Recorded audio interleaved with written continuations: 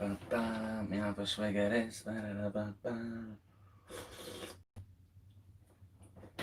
Ooh, what's happening? Crypto fam, happy Tuesday. Good morning and welcome back to Love for Crypto. I'm Scott and it's a pleasure to have you here, whether you're tuning in live in a sec or in the future. I appreciate you taking the time out to consume the content. So thank you. Today, I want to talk about the ODL services going live, as well as remittance as a whole, becoming digital. Morning, Johnny. Not all remittance is digital. I mean, that's quite obvious when you say it. Well, obviously, people can send money through the mail. Some people take money. What's the definition of an actual remittance? Now, we're going to look at the actual definition of what the industry seems as a remittance. And then we'll have a little look at it progressing and evolving into the future of digital-only remittance. See, at the moment, we've got forms of e-money, money, digital, not digital. You're moving gold, you're moving this, and we're moving value all over the place. How much of that value is actually considered a remittance? For anyone who watches me all the time, my take from remittance, what I knew remittance as, was foreign workers. Foreign workers, a person migrates to somewhere else, gets a job, and sends money home. That's what a remittance was to me, right? So let me say morning all XRP R&D, morning Agora, Alan, XRP Todd, Simon, Boo, morning everyone, hope you're all well. So let me back that away. Go back to WhatsApp because I sent myself the link. Transferwise.com. So this is Transferwise on a little, just a little page they've done that I found this morning.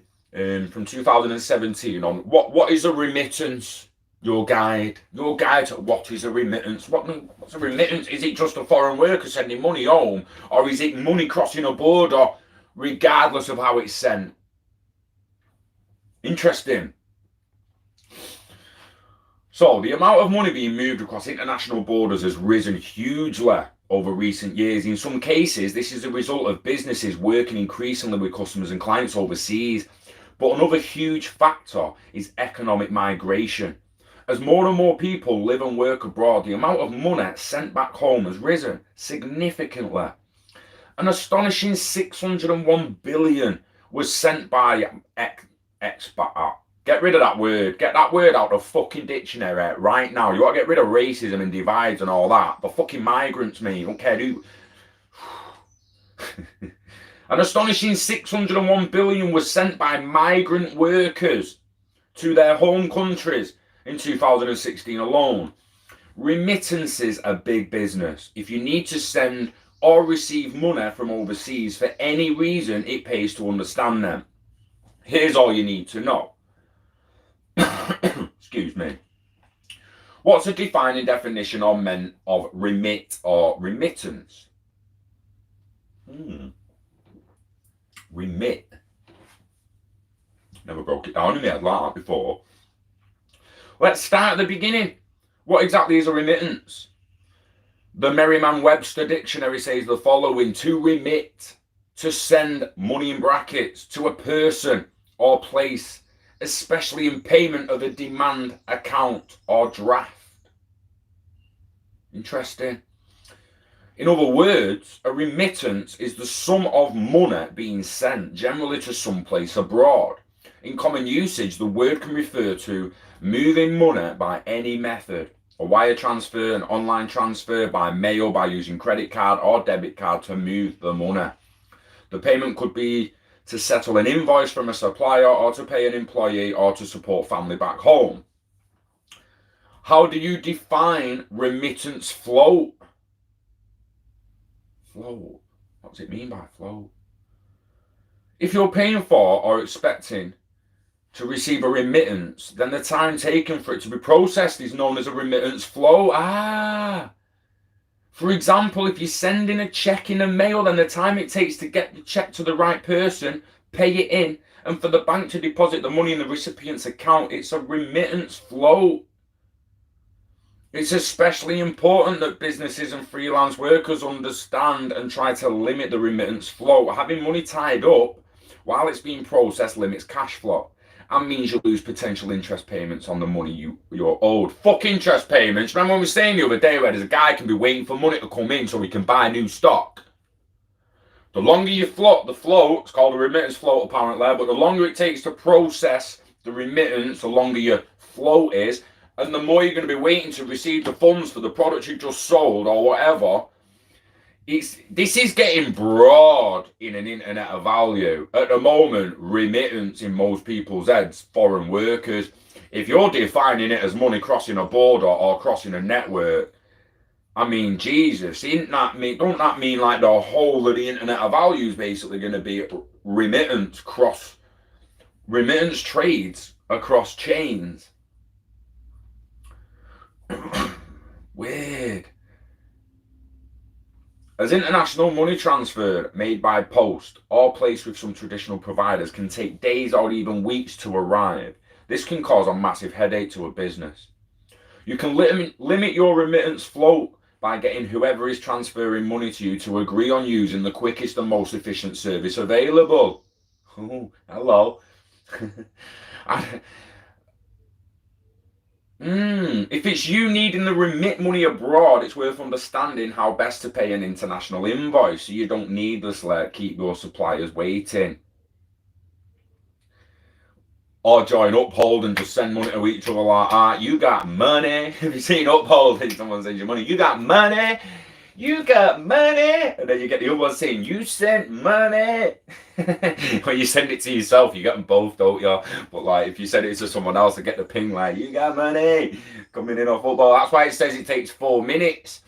So when you imagine if you're on like Binance with some Tether or you just sold some Bitcoin at a high, and you're thinking, right, yeah, I'm not going to go back in low. I actually want to use that for a holiday because I got a nice bit of gains off that. So let's pull a little bit into Tether. Move a Tether into XRP. Throw the XRP to Uphold. Swip the XRP to pounds. Pull the XRP to my bank. 4 minutes. When they say it's generally a 4-minute transaction. It's doing it yourself. ILP is going to bish, bosh, bash that. That is the point where you don't need to do that. If you can set your Zoom up to flip the currencies for you, or your XRP payments app or anything like that, oh, it's going to blow. We haven't even got onto the new corridor yet. If you need to pay a remittance, you have a few options. In most cases, you can choose to make your payment with a regular bank wire transfer, although not all banks offer this service if you're moving cash internationally. Like we say, you will struggle to send money to some places because they can't bank them places. It's not worth it to build the bank there. So services such as Western Union and MoneyGram allow you to move money online or by visiting one of their outlets across the globe. MoneyGram dealing in digital money with the bank actually holding their money only actually need a little shop, don't they? So to build a shop in an unbanked area is a lot cheaper than building a bank with a vault and all that stuff in an unbanked area. The recipient can then either have the account remittance paid to their account or collect it in cash at a location close to them. Interesting.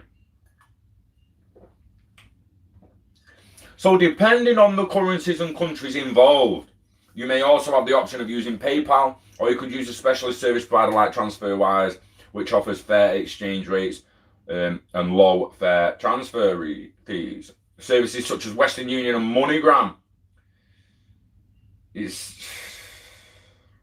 love it. So which payment methods can I use for making remittance? To remit money to someone overseas, you can choose different services depending on factors like whether getting your money moved quickly or minimizing fees is more important to you. Depending on where you live, who you bank with, and the exact details of the transaction, you might find that not all options are available. So it pays to do your research in advance. Oh, you're not wrong, lad. You're not wrong, lad. See, this is the thing they should be saying now. I'm sorry, right? Yeah, smoke screens all you fucking like, and it's a business, it's got to make money. They should be saying ILP's coming.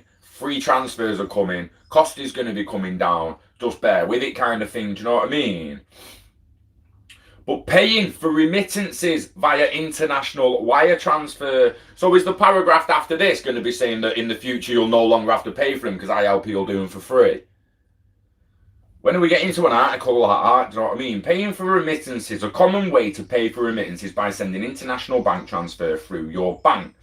You can call into your local bank branch and sort it out in person or through your bank's online banking system or app. If you're sending money abroad to the US, you might need a little more help on how to make an international wire transfer. These international transfers are usually involved money moving from one account to another via something called the SWIFT network. If you've not sent a payment like this, or a SEPA payment, or using the bit code of your bank, when you're staying in the same network, oh, yo, send you that tenner, Dave. Should bank, what? Should account number and sort code. Should account number and sort code, Dave. Send you that tenner. That's all you need, pounds to pounds. But if I'm sending, if someone from America sending me, or Amazon or someone like that, we need a bit like international banking code like that. It's like it's a different account number altogether for a foreign bank, and the SWIFT network and all the other interoperable networks flip the currency when it's on the way to you. This is a network of banks across the world who work together to make sure your money goes to the right place in the end, because several banks can be involved in these transfers and can all add their own fees. This can be fairly costly. Paying for remittances via cash check. If you would rather pay remittance using cash or check, you can also do that. In the case of using the check, you can simply send the check via snail mail and wait. However, this comes with obvious downsides. It's quite slow, and you have the possibility that the check could be lost, damaged, or stolen on the way. Add that to the fact that checks are far less frequently accepted, and they are seldom the best choice. Germany, Austria, and the Netherlands, Belgium, and Scandinavian countries have already phased out checks altogether, with other countries like the UK in the process of doing so. But why is Lloyd's TSB sending me a check? Still not been banked to cash yet. Gotta go today. Doing that today. If you're hoping to pay remittance using cash, you can use a company like Western Union or MoneyGram. These services do offer online transfers too, but much of their business is done by individuals taking cash to one of their outlets to be transferred as cash to their recipient. If either you or the person you're sending money to doesn't have a bank account, this service can still be used. However, it comes at a cost, fees are steep, and the exchange rates are offered aren't great. So it's a good idea to use online currency converter to help you calculate the real cost before you commit. If only you knew about something like Uphold that just spends your crypto in the local currency for you, right? Paying for remittance via online transfer. PayPal was one of the first services to offer online transfers back in 1998. What? When the company was founded, it now has 210 million active accounts and allows online payments in 25 different countries to make transfer using PayPal. Both you and the recipient need an account with them. You send your PayPal account, you set it up online, link your bank account and the credit card, and the service is convenient. But you'll likely end up paying for PayPal's convenience with high fees, especially for moving money abroad and converting between currencies. There are a whole stack of different fees which could be applied, which quickly add up, until, depending on the currencies and the countries involved, anywhere from 3% to 13% of the transfer can disappear in charges. If you want to make an online transfer, you might get a better deal with TransferWise. Yeah, you can tell we're on their site, can't you? Oh, Jesus, wept. Just reverse that if we was on Western Union's site, and it's probably you'd get a great deal with Western Union. Some of the fees levied by PayPal. Because moving money across borders costs. Does it? Does it still cost money now though, mate? Are you lying? Are you lying? Are you lying? Or am I going to get to a paragraph where it says, actually, it's getting a lot cheaper now? Are you still lying? You're still rinsing your customers? This is what I keep saying on the videos. Anyone doing remittance, just show them Wirex, Binance, Uphold. They're done. They don't need Western Union. They don't need TransferGo. They don't need any of it. Some of the fees levied by PayPal are because moving money across borders costs. TransferWise avoids these costs by having their own local bank accounts in the majority of the countries they transfer to. That means that for these currencies, no international transfers are actually needed. And the saving can be passed on to the customer. TransferWise uses real exchange rate. And one you'd find if you Googled it, it just takes a small upfront flat fee for the service. Paying remittance via credit or debit card, actually no different except for PayPal with it going on about fees. It can cost between 4 and 7.4%. Using Western Union also up their fees if you choose to pay with a card. How can I make a cheap remittance payment? You can get your ass on fucking Uphold and send XRP instead, mate. And just convert it to your local currency when it's there. Done. So let's see this now. If you make regular remittance payments, you might get a better deal and make life a lot easier if you open a TransferWise borderless multi-currency account. With a borderless account, you can hold your money in several different currencies, and for some currencies you can get your own virtual account details so you can receive payments from third parties as well. And because TransferWise uses the real exchange rate, you'll find that switching between currencies when you need to is simple and cheap with no hidden fees to worry about. Interesting. So, one, when are all them fees going to come down? And for anyone who don't really get it and understand, what are they competing for? We've said it before. They're competing for reach. Nathan, Sean, Edward, Chris, Eco African. Love you all. Rick, Pablo, James, Sonny. Hey, Brad's got a 13-inch Black Mamba, mate. It's Chris Larson with the 11. David Schwartz got a 10.5. Stop it. But Ripple's ODL service goes live with GBP from the Philippines. So, we're talking about the competition for reach like the internet was in the 90s. Where can you get internet? Where does your good dongle reach to? Where's your 3G? Where's your 4G? I'm pretty sure some kids think that some point in the 90s, all the phone masts went up and we just all had internet all of a sudden everywhere. It wasn't like that, was it? It was not like that. I mean, I've said it before. I remember sitting outside someone's house with my laptop in my car with a fucking dongle in it, using their internet. I used to be a twat. I ain't gonna sugarcoat it. That's naughty shit, but you're basically robbing their bandwidth. And we used to all do it with the dongles because the reach of 3G and the cost of the phones and that the cost of the internet and the lack of reach forced us to use other people's internet signals. Before you know it, there's internet everywhere. Not just 2G, but 3G, and then 4G. Now we're about to hit 5G, and the internet just constantly keeps growing. And in the end, an hour video is not even going to buffer, is it? It's just going to come on straight away. So, with regards to the internet, was going for reach. What did you care about once the internet reached you? What you cared about? That I want internet. Internet reach me. Book at me, baby. Come on, give me your offers. And then all his offers come in. Once they've all reached you, what do you want then? Low cost, low speed, and high reliability. You want good signal that's cheap. Yeah, you want it fast and good value, and you want it reliable. All right. So at the moment, we're seeing ODL service increasing the reach of ODL and the corridors, preparing for the future growth of internet of value. It really is the be all and end all of it, guys. It is. Excuse me. So let's read a little bit through this. 2020 has proved to be quite an unpredictable year due to the stagnated economic conditions. Many immigrant workers have been unable to send what. So here's one. Walk-in remittances. Many immigrant workers have been unable to send walk-in remittances. However, so a walk-in remittance, you would when Western Union was on about taking the cash in, that'd be a walk-in remittance. So when you're doing it from home, you're obviously online. So the people who used to have to go in cash, obviously the shop's been shut lately. They've not been able to go. However, with digital payments catching up, digital remittances have noted a rise. With the need for faster payment processors and need to exchange fiats emerging strongly, Ripple potentially activated another on-demand liquidity corridor to the United Kingdom.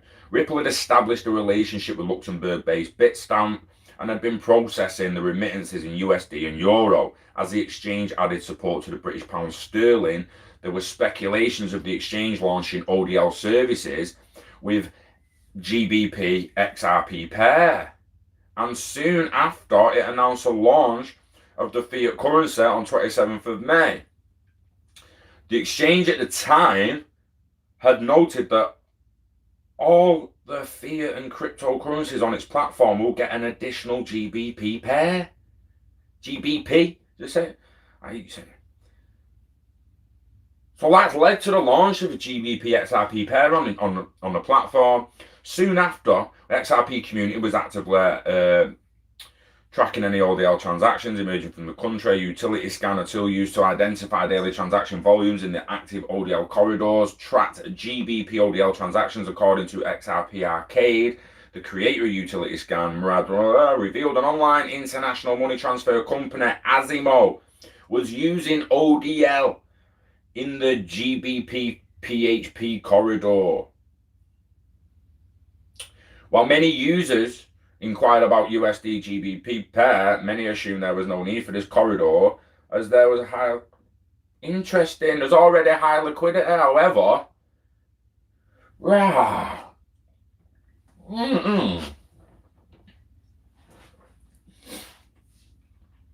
That was the guess when the Euro USD corridor was introduced. The CTO of Ripple, David Schwartz, did not believe the corridor will see surging volumes of transactions due to the available liquidity, but the volume picked up by 1.5 million in just a day. As the demand for XRP pairs increases, with the growing need for faster remittances to reduce the remittance flow, so that's what would be all and end all of it, innit, guys? When we talk about remittance, it's not just people sending money home for his mum. Oh, go buy a new couch, man. Money's on the way. Money's on the way. It's not like that. Some of these are businesses that have sold a product and are desperate for that money to come back in so they can buy more materials and create more products. Their remittance flow, the time it takes for their remittance payment and their payment and settlement to be processed, needs to come down. Needs to come down, not just for productivity, right, but to increase adoption and lead to maturity. The demand for XRP pairs increases with a growing need for faster remittances. Ripple may expand to other countries and make the product come in handy for people to use. Interesting. Increasing the reach. And I said the other week, it's getting boring talking about corridors and just one more corridor, but it was GBP, so and it was mentioning remittance and that, so it couldn't help me. So it used to be called wall chalking when nicking someone else's Wi-Fi. Someone used to put the password of company's Wi-Fi on the side of the company's wall out. Didn't have passwords, mate. When I'm talking about before internet security.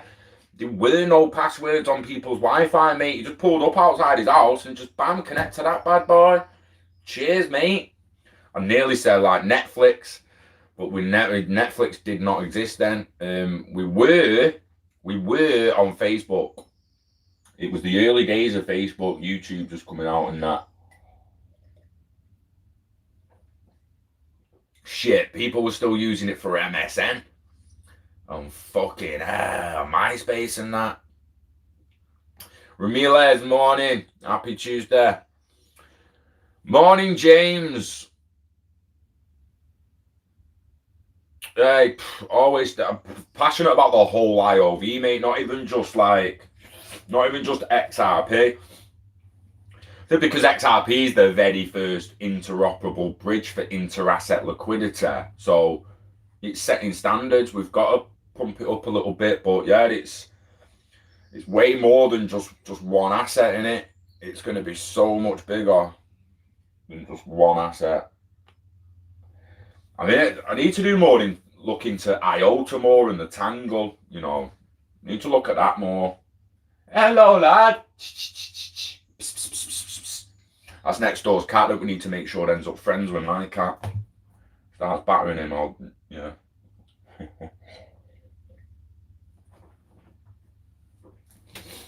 I think, without a little bit of feedback, we'll do a bit of feedback in a minute, but I think I've covered pretty much what I wanted to cover there.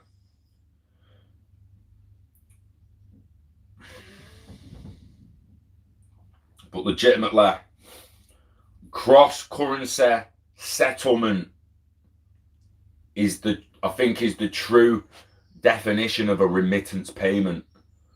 Cross-currency settlement. What is a remittance? We saw TransferWise. Well, remittance is a transfer of money, often by a foreign worker to an individual in their home country. Money sent home by migrants competes with international aid as one of the largest financial inflows developing countries. You can bet your fucking ass that's what I read last time, and then just believe that was it. That's why I had it in my head that a remittance is a transfer of money by a foreign worker. Forgetting often by doesn't mean just foreign workers, but mostly foreign workers.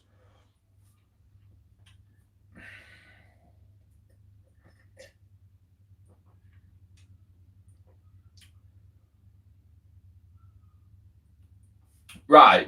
This throws it in the wind.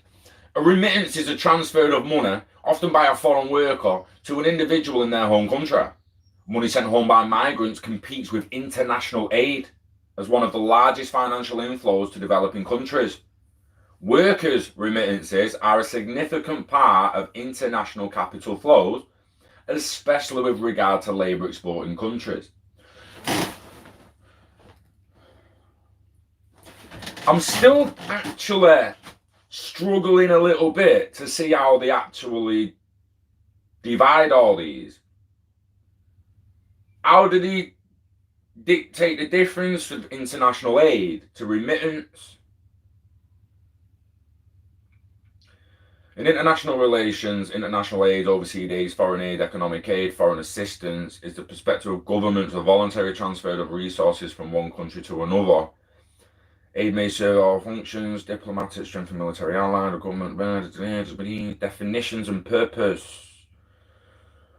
Fucking government, get fucked. That's interesting, that. Global extent remittances are playing an increasingly large role in the economics of many countries. They contribute to economic growth and the livelihoods of those countries. According to World Bank estimates, remittance will total 573 billion in 2009, of which 422 billion went to developing countries. That involved 250 million migrant workers. For some individual recipient countries, remittances can go as high as a third of their total GDP. So some of these emerging markets, a third of their GDP, the gross fucking value coming in to their country, is by the fucking the people who've migrated out of it and sending money back.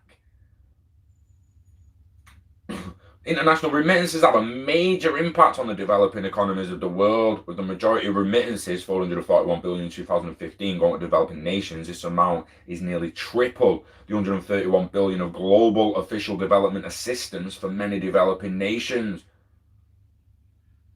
What? Whoa. See, nah. Take the fucking money off them. I'm sick of this shit, me. I'm sick of reading this shit. The Official Development Assistance, the ODA, is a term coined by the Development Assistance Committee of the Organisation for Economic Cooperation and Development to measure aid. The first year's term is 69. It's widely used as an indicator of international aid flow. It includes some loans. Fucking loans. Ew.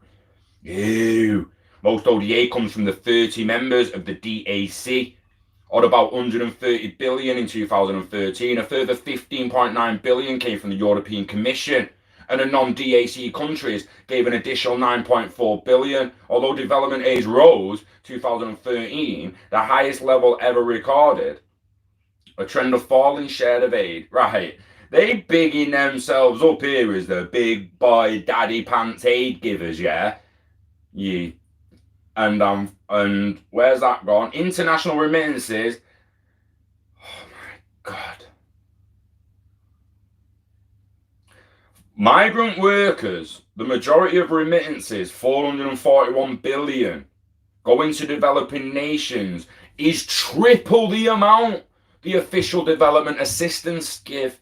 So your ODA bigging themselves up, oh, they don't have money all here and that. It's not even a third of what people who are already from that country are already trying to send back to help. So when you see that, you call, let me just process that a minute. Fuck. Because I'm picturing a fucking BBC or ITV news section now, news segment. That's like, oh, the ODA, where they gone? A fucking, what they called again? The ODA. So, the ODA has released a report on the development of emerging markets following aid given in 2015, the highest level ever recorded. 9.4 billion of 15.9 billion here, 135 billion, and aren't we doing great? And it's like, well, you're not going to mention the 400 billion that the foreign workers sent as well. Well done, you give 100 bill. They gave 400 bill. So who should we big up? You fucking knobhead committee full of millionaires. Dickhead. Does my... We've got to change the world, man. We've got to change the world. Smash the likes button, Edward. You know the script. 3 years waiting, 50 fucking pence. Alan, is it in it? If it is, if it is. Hello to Bournemouth. We can't speak in Manchester. I'm sorry. Bournemouth. Bournemouth. Hey, it's Bury. Not better. Morning, Yoda.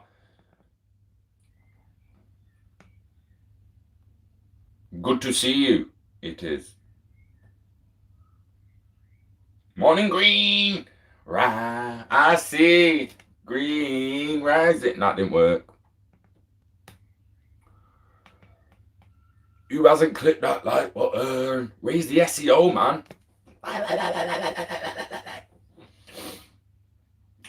Yeah, I'm actually quite shocked, you know. Now I've got over that a little bit then, but this is what I'm sick of. I'm sick of official fucking agencies who get all this praise and all that. They're barely giving a third of what foreign aid workers give back. Where's their praise?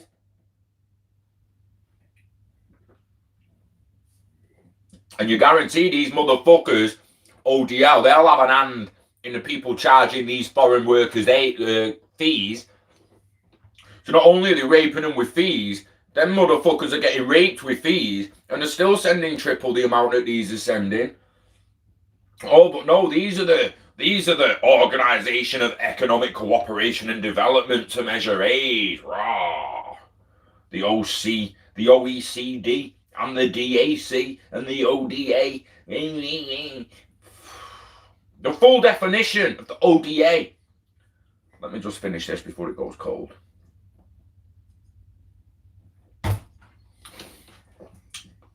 Flows of official financing administered with the promotion of the economic development and welfare of developing countries as the main objective, and which are concessional in character with a grant element of at least 25%, using a fixed 10% rate of discount by convention.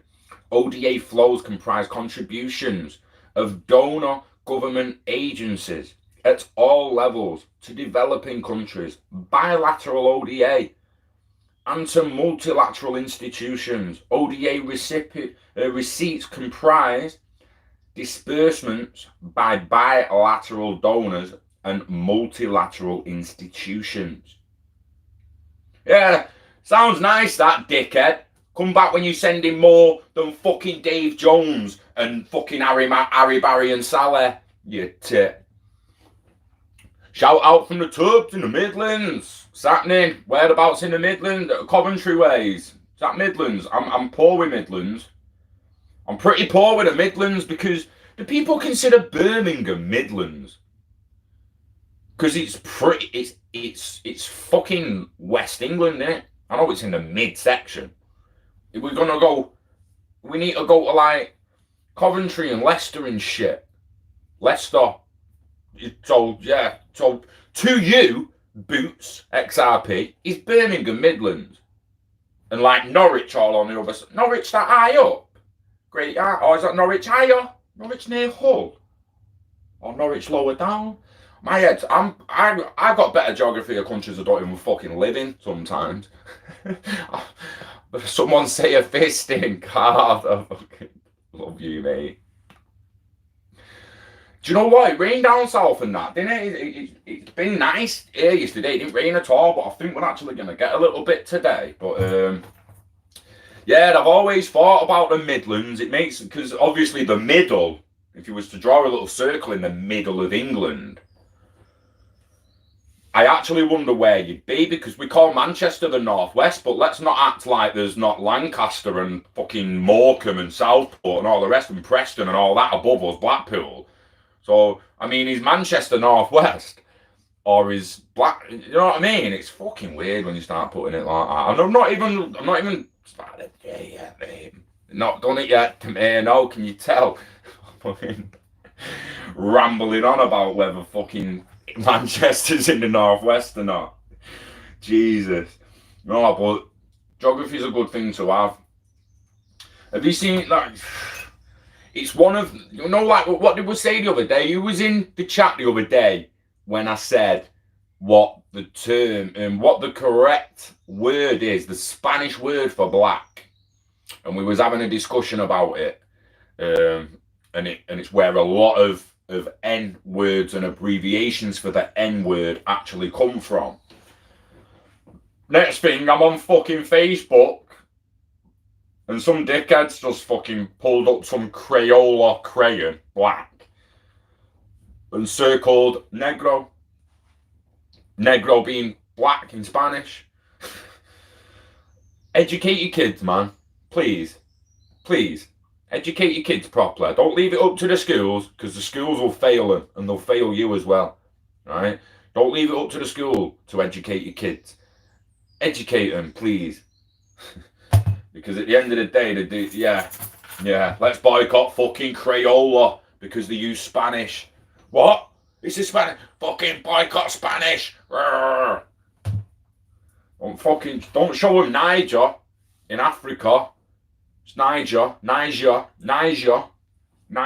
I would have, Niger. And I'm not fucking, that is not taking the piss. Don't fuck me. If I was like that with a Scouser, you wouldn't be fucking ass, would you? Right? So don't attack me for trying to do African from Kenya. No clean water, Kenya. Or from Kenya.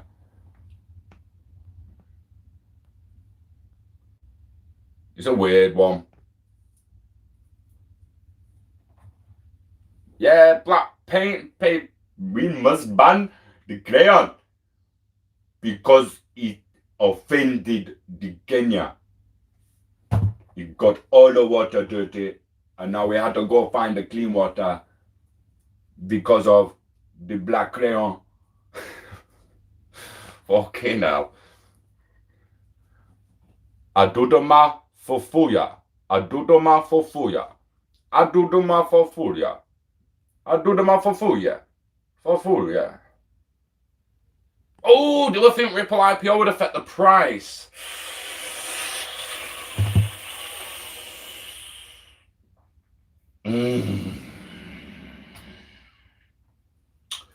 You said would. Do you think the Ripple IPO would affect the price? It could, it can, but will it? Is the question. If we're talking possibility, yeah, it can. And no doubt it can affect the price. It can push it up or down. We're talking probability of what it's actually going to do, push it up or push it down. Oh, it's an interesting one, innit? Now, if we put it in with crypto, and we forget the IPO and we consider what we think the best time would be to do the IPO. If you've ever heard me talk about the bear trap, I think you're going to see the biggest bear trap in history. I think eventually it's going to start running back up to the all-time high. You're going to see a big fucking spike. Everyone's going to get the Fibonacci on it. They're going to look at a retracement. They're going to think it's retracing right to there, and it ain't even going to get halfway down there, mate. The bears are going to go in, shorting down, and then it's just going to be a bear trap. Once a load of bears have gone in, it's just going to go fuck off. Release the IPO during either the spike or the bear trap, I would imagine, is the best way to go. And then regardless of what pressures the IPO puts on it, you kind of know that you're ready to push the button. Again, what I mean by push the button, flip the switch, I don't mean like it's all going to go off like that. I mean the mainstream media, like what I've just read out, they're talking about cross-border, cross-network transactions between currencies and not mentioning ILP and the fact that it can be done ridiculously fucking cheap, right? They still try to blow their own trumpet and they still try to say, look at us over here, we're improving, just give us time and hopefully in the future we'll have free payments. What they really should be saying is, look, you can I don't know if the CEOs or the company's actually allowed to come out and say that you can get a service cheaper somewhere else, but they should just be doing it as cheap as it possibly can and come out and be honest with people. And what I basically mean is once that starts happening in the media, likely next year, once the SDR have reviewed the basket and decide what's going to happen with the IMF have reviewed the basket, and decide what's going to happen with the SDRs next year, then we get the World Economic Forum meetings in January and all that shit, and by summer, hopefully they're talking about ILP in the mainstream, and I think that would be the best time to drop an IPO, because what's the first question? Who made Interledger Protocol? Who created Interledger Protocol? Who created XRP? Whose is this ODL? And the answer to all three of them is Ripple. So you tell me what that's going to do. If the IPO, as well as mass adoption, or once mass adoption starts getting mass attention, we're hitting maturity then.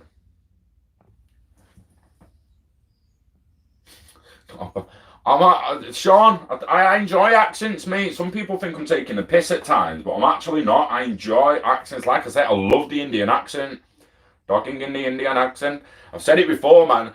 You can do it with barely even moving your lips. It's how relaxed and calmly they speak. You can talk in an Indian accent without even barely moving your mouth. And the fact is, it comes out actually quite Indian, but you don't even have to move your mouth. Interoperability of the Ripple ledger, eh? What the I love that, mate. You know, if I could get away with talking like that about people thinking I'm a fucking knob and racist, I would. I'd actually talk with an Indian accent, I think better. I just prefer it, eh? I prefer an Indian accent there. Do you reckon everything is taking its time because of Brexit? And also the Yanks wanting to get all of their companies back into the USA. I think that is a major part of it. I think the race wars, the trade wars, I think it's all connected. Everything is connected. Interoperability. Stop it.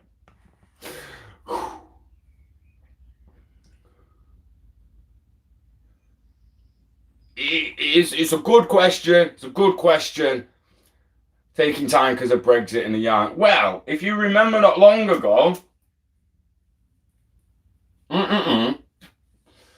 everything you've just basically picked up and more, I could see being the excuse for the crash. The excuse for the crash. Most of the Brits are to blame Brexit.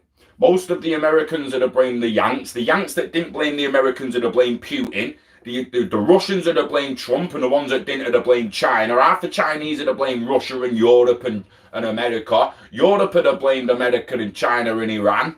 Everyone would have been blaming everyone else, and all of a sudden, boom, virus.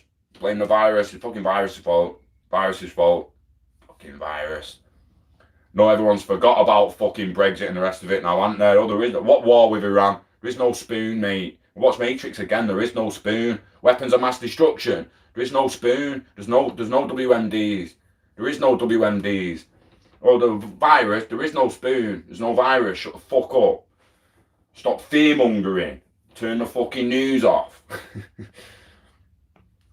Seems to me the answer's stalling and Brexit needs to be done before we can advance. Boots!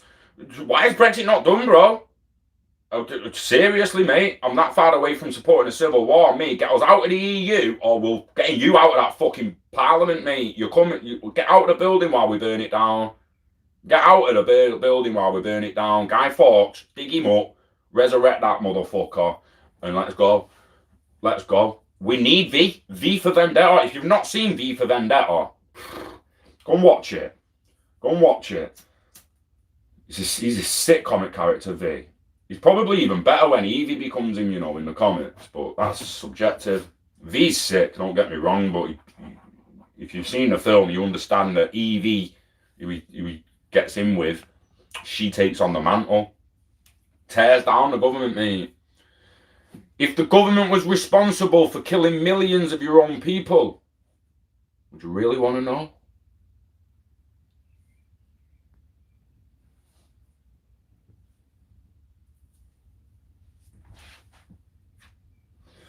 I'm trying, Demir. I'm trying, mate. That's why I've got that. Keep showing people, but try to change your mentality in recent years, mate.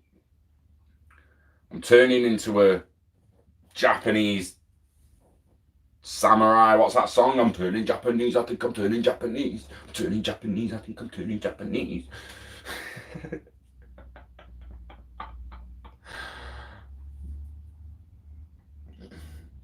Yeah, and it's not racist to practice and enjoy and do accents. I swear to God, so Indian accent is, I fucking love it. That's why I love a guy from Ripple. I'm talking about the interoperability of the Ripple ledger. You fucking listen to him all day, mate. All day. Master impressionist. Oh, stop. Your mum's listening, boo. Exactly, John. Now it's COVID. Oh, there is. Put Matrix on. There is no spoon. Right, I'm going to explain the spoon scene, right? I've got a spoon. Neo's looking at the spoon. The kid is the mainstream media and the propaganda pusher. He bends the spoon. He gives Neo a certain perspective. Neo's like, what the fuck? You bending the spoon? Spoons don't just bend like that. It's like, they do. Have it. Gives him the spoon and it's straight. Neo's like, oh, what the fuck? How'd you bend it? What was that? What's that? It's the perception and the perspective. Once he tells Neo that the spoon don't really exist, it's just a blag. I'm just blagging your head, mate. Propaganda. I'm blagging your head. There is no spoon, Neo. Now show him it can bend. And then Neo basically bends the fucking spoon that don't exist. He bends the truth. He's bending the truth. Like the media do. Weapons of mass destruction. There is no spoon. There's no WMDs. There's no virus. There is no spoon. There's no. I was 16 when I watched that film. That's what started waking me up. Just a shame that it took 16 more fucking years for 10 other films and a DMT blast to get me fully there. Morning, Oscar. Was Guy Fawkes a false flag? Ooh!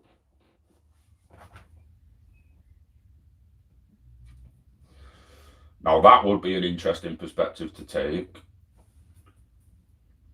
In what respect?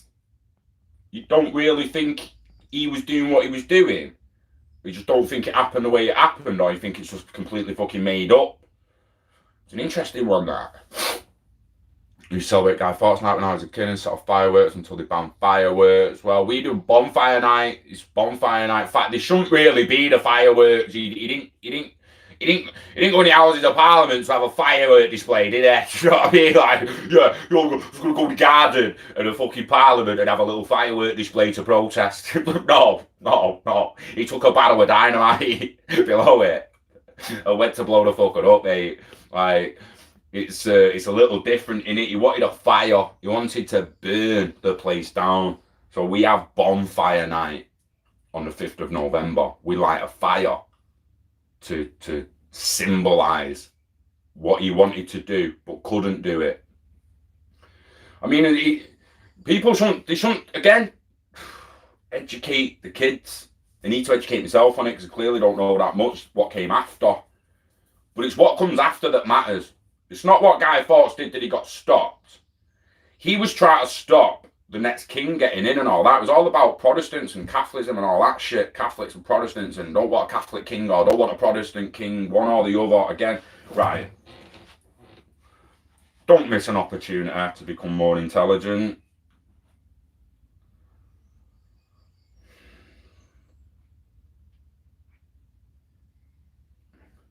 Why did Guy Fawkes? Why did Guy Fawkes want to blow up the Parliament? Why did he want to blow up the Parliament, mate?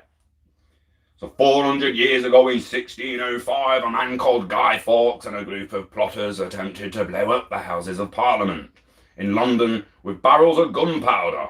Gunpowder, not dynamite. Don't miss an opportunity to become more intelligent. In the basement, they wanted to kill King James and the king's leaders, and they hoped that King James I would change the laws.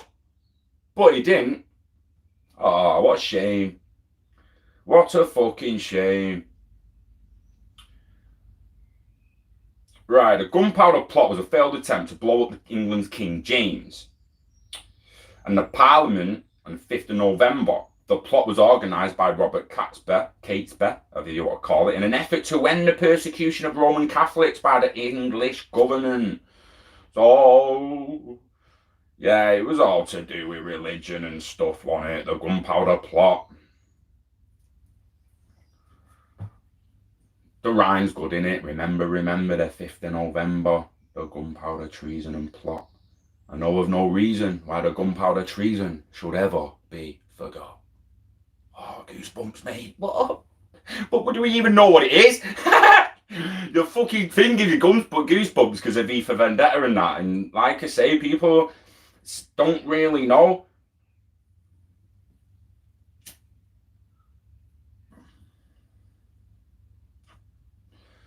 But saying that, 1605, but didn't we chop King Charles's head off by 1640s? King Charles, execution.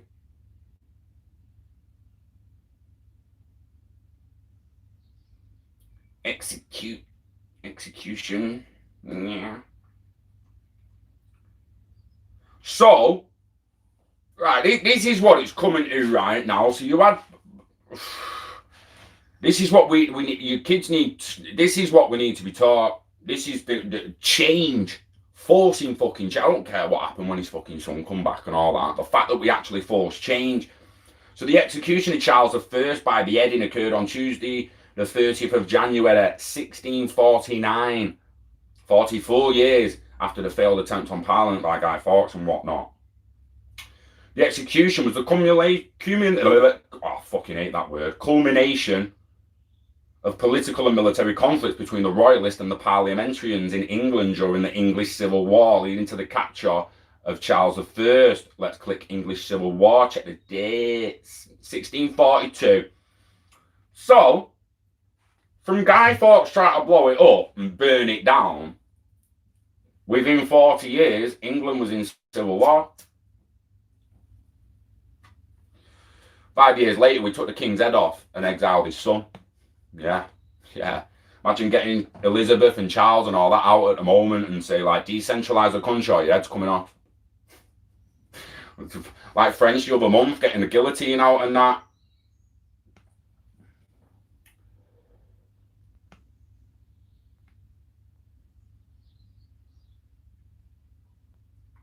We celebrate that. There we are, small faces.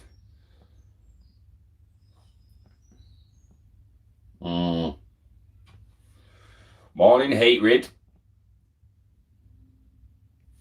Right, so what happened to go? Let's carry on.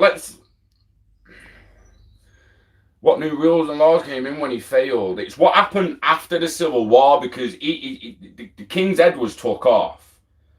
And then his son was exiled, Charles II, and Charles II came back, as far as I'm aware.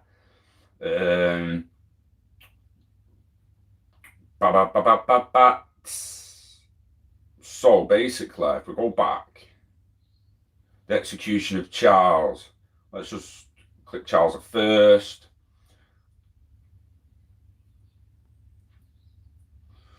Predecessor, successor, Charles II. Charles II was King of England and Scotland. He was King of Scotland 49 until his disposition in 51. King of England until 1660. Oh, actually, what did that say then? 1660 restoration of the monarchy. 1660. Now, this is the time that we saw massive change in Parliament regards to Lords and the House of Commons, as far as I'm aware. Let's just fucking... Charles II was the eldest surviving child of Charles I of England, Scotland and Ireland, and Mariana of France. I know he went France, Charles II, and then came back. Parliament of Scotland proclaimed Charles King on 1649 or whatever in England, then the period known as the English Interregnum, or the English Commonwealth. Right, so it actually carried on well after his dad's death. There was battles, and Oliver Cromwell led a de facto republic against and defeated Charles at the Battle of Worcester on September the 3rd, 1651. Charles fled to mainland Europe, as far as I'm aware, was France. Cromwell became virtual dictator of England, Scotland and Ireland. Charles spent the next 9 years in exile in France, the Dutch Republic and the Spanish Netherlands. A political crisis that followed the death of Cromwell in 58 resulted in the restoration of the monarchy, and Charles was invited to return to Britain in 1660 on his 30th birthday. It was received in a London public acclaim.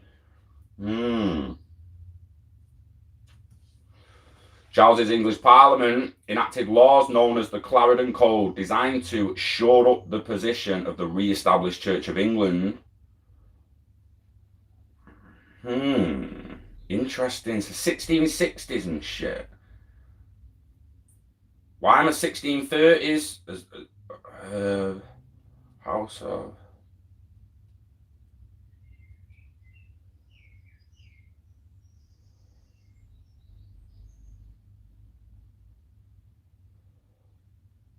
This is interesting shit.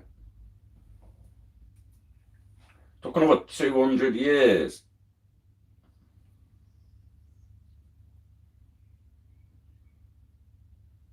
In the modern form. Right, history. Sorry if I bored anyone and you're not really interested in this, but I am. History of Parliament. History of Parliament. History of Parliament. History. Why is it 19? What?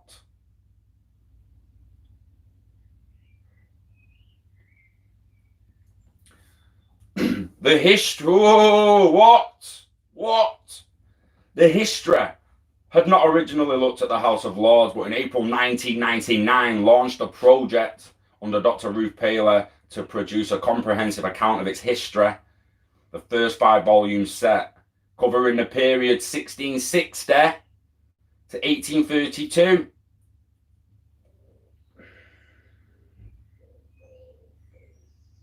That is interesting. So it won't take me back further than when Charles II returned. I mean, it will, but not in depth.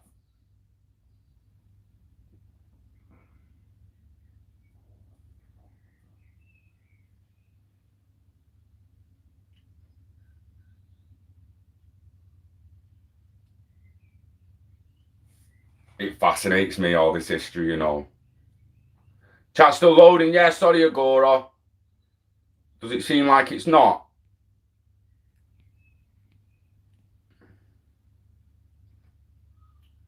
I think it holds some I've tried new laws and rules. Right, yeah, I'm actually I want to chase why they actually executed him. because it was legitimately royalists to parliamentarians. So the battle between the royalists,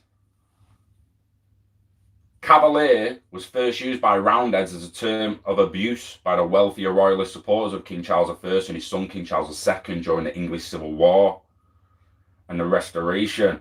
It was later adopted by the royalists themselves.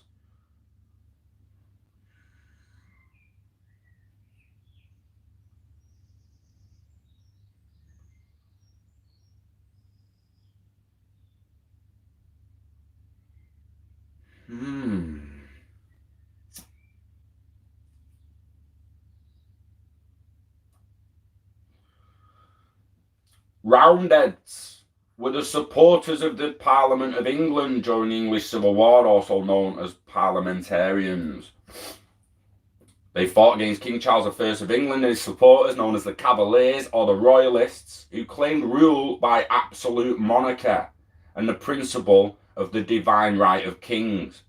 The goal of the Roundhead Party was to give the Parliament supreme control over executive administration of the country kingdom.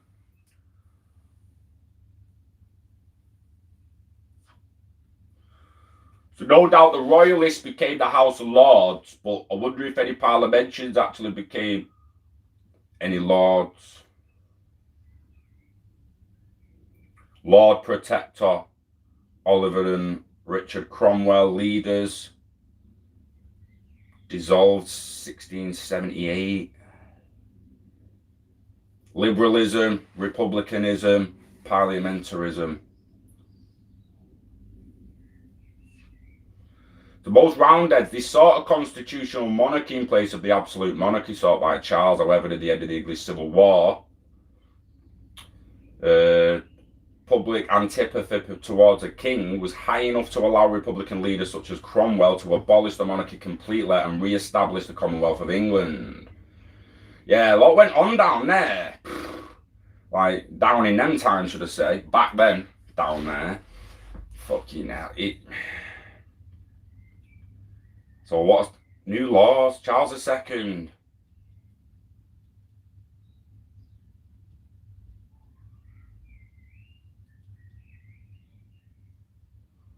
There'll be a legislation report document that we can dig up about the new laws from 1660 onwards, couldn't we really? And he lived another 25 years after that. The Restoration colonies.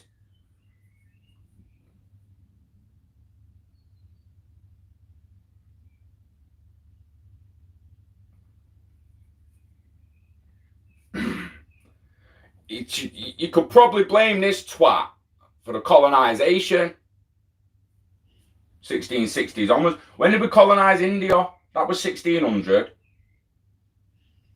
Wasn't it? Colonisation.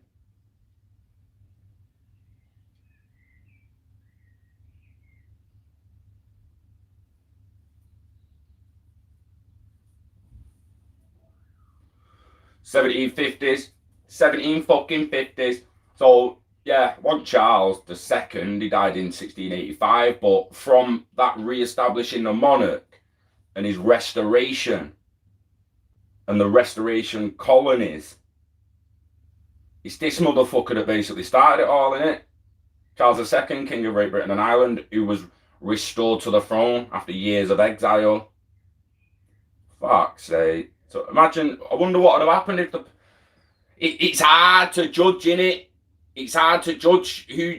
Was it the same shit again? Was it like the Rothschilds in the step? Like, what was the fucking what year? Right, let's find out. Because I think why am I thinking 1800s for that? What will I have to search to get him? Because I can't remember his name.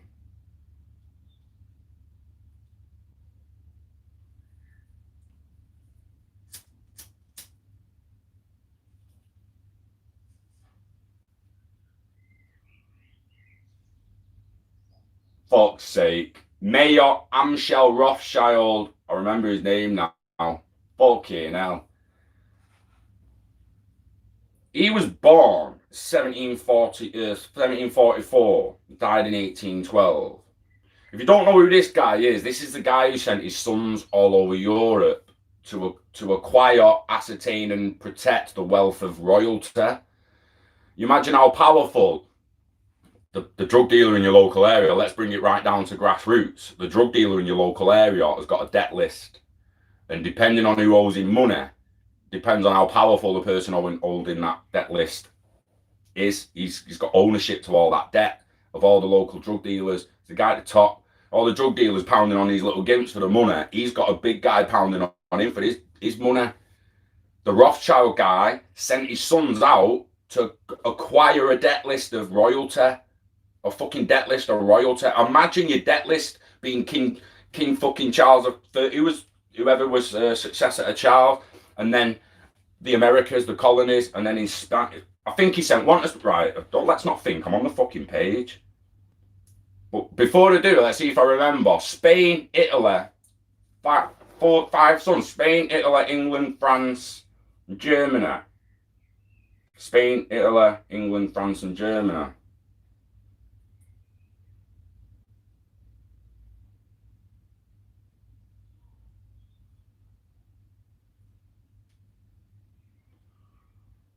That's just a Rothschild, called bad. That's just a business good supplier. It's not gonna come out. Where the fuck's that shit? Children was 1, 2, 3, 4, 5, 6, 7, 8, 9, 10 children. Sent 5 of them about. The ancestry of the Rothschilds can actually be traced back to 1577. But this is the guy who did it, man. Here we go. The Rothschild dynasty in 1798. So just after the colonization of Britain, like Britain colonizing other areas. Don't know who they did earlier than India, but no, India were one of the first in it. So going over to the Middle East, like going that way.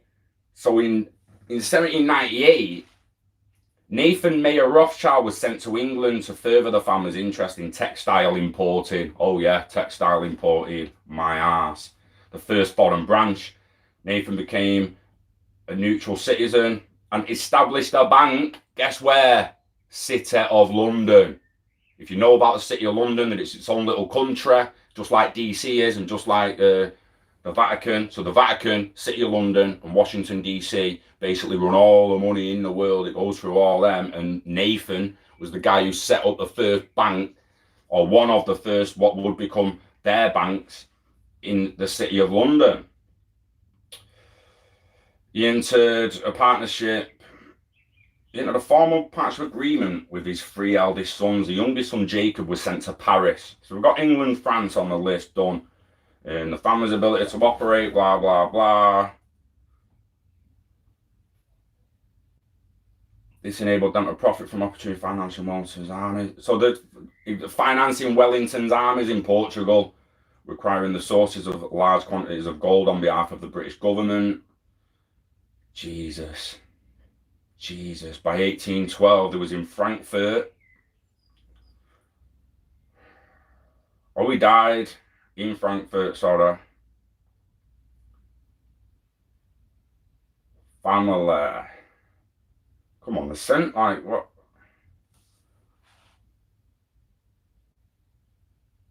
It's unbelievable, isn't it? You just send your sons around the world to just start creating this fucking dynasty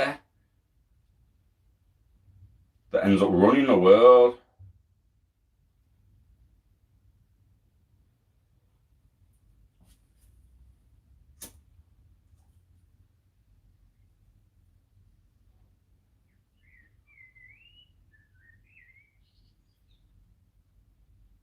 Oh, right, here we go. Solomon Mayer von Rothschild, the second son, went to Austria.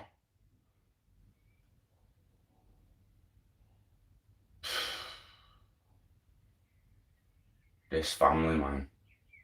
Nathan, the third son, went to England. Fucking hell, he settled in Manchester, but then moved to London. Go on, lad. We could have stayed up here, you bastard. Would we be the capital if you would have? We'd be, imagine that, the City of London actually being in Manchester if he'd have stayed up here. I'm on some info here. It comes out some right fucking things. Karl Mayer von Rothschild, the fourth son, went to Naples. Damn. James Mayer de Rothschild, the fifth son, went to France. Established. You go there, you go there, you go there, you go there to acquire gold, textiles, do whatever you can. I want the royals on the debt lists, fund the wars, fund the lot. Seriously, right? No games, because let's like look at it. Like just one of them has him there, and then look at all them references to people who successes and shit within the bank over time. And that's for every single one of them as I'm scrolling down the phone. And it's the genealogy of the Rothschild family on Wikipedia. And legitimately go down to Rothschild banking family of Austria. Lots of information in there. And there he is, Mayer Amschel Rothschild, the one who, in the written history that was shown, is the one who started the empire we now know as the Rothschilds that we believe rule the world, run the central banks, still funding wars on both sides to attack the banks to get that. They want China on a debt list, they want North Korea on a debt list, they want Iran on a debt list, they want Cuba on a debt, they want them all on a debt list, mate. Get them on a debt list. It's been hundreds of years. The kids and grandkids still pushing the agenda. It's absolutely crazy, isn't it? So let me get some.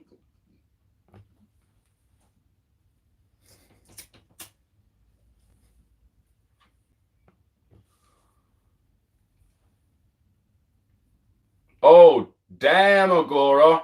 Yeah, that was a proper quiet, innit? I've got an interesting story about that. Biomechanics. Let me is it biomechanics? Does anyone know the speed train in Japan in the 80s or whenever it was built? It nearly got decommissioned straight away because when it came out of tunnels and that, it hit the wind coming out of the tunnels and created a sonic boom. So everywhere where there was a tunnel and it come out of the tunnel, everyone who lived around there was getting sonic booms every time a train went past. So they had to do something about it. So this guy came up with, and I've just remembered what it is, biomimicry, right? Biological mimicry. Has anyone heard of it? Biomimicry. Fucking biomimicry, right? That aerodynamics. So this guy come up, he's like, right, let's not just decommission it just yet. Let me have a little think. So the nose, to make the nose better, they shaped it like a kingfisher nose because kingfisher dives in water diver than anything. I think it can get further than a bullet. When you shoot a bullet in water, it only goes about 3 foot apparently. Never done it, never seen it. I'm agreeing to consensus. So apparently a kingfisher goes further than a bullet. You put the nose as a kingfisher, the wings of the thing at the top that clamps the rail, you put as owl wings. Mate, I need to get this up because I won't mind knowing his name.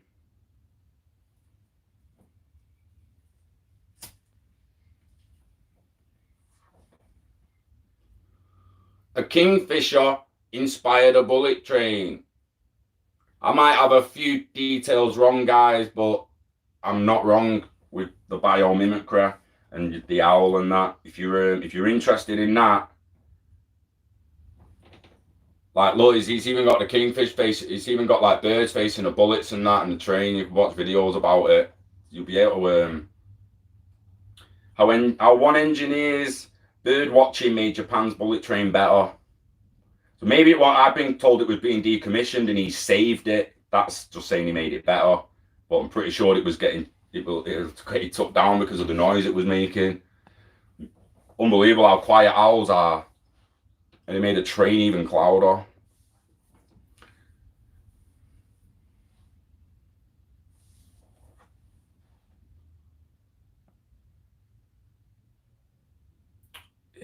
What? Genghis Khan. Exactly, mate. Exactly, Agora. It's like, what spurs? Right. If it's not hard to do, it's not hard to see if you're in control of the banking system, you're in control of that kind of debt. We're in debt, and the banks control our debt. We understand that. So, and we understand that the central banks and that facilitate their banks, and the Bank of International Settlement is basically the central bank for central banks. So we understand that there's debt lists going up the board. So it's not hard to understand if you was born and your fucking dad is running the debt the highest debt list in England of all the top earners and royalty. It's not hard to be like, yeah, you're damn right, I'm gonna carry that on, bruh. You're damn right, I'll carry that on. Yeah. When do I take over? When I'm 21, or just when you die? And that what's the script? Do you know what I mean? And you'd be stupid not to take on that kind of empire. It's like, it's the corruption and all the shit behind it, and paying for the wars and the damage you do to the planet and stuff like that. It's how can you still do that? And then there's the dark side that they're all adrenochrome and all that stuff. So it's how, you know what I mean? It's hard to how do you get a plan to last so fucking long? Keep going and keep going and keep pushing it, and it's still on track, or are they losing the grip? Do you know what I mean? I'm not the best at history myself, Alan. You have to kind of Google stuff and read about it a few times, don't you? One little Google or something don't really stick.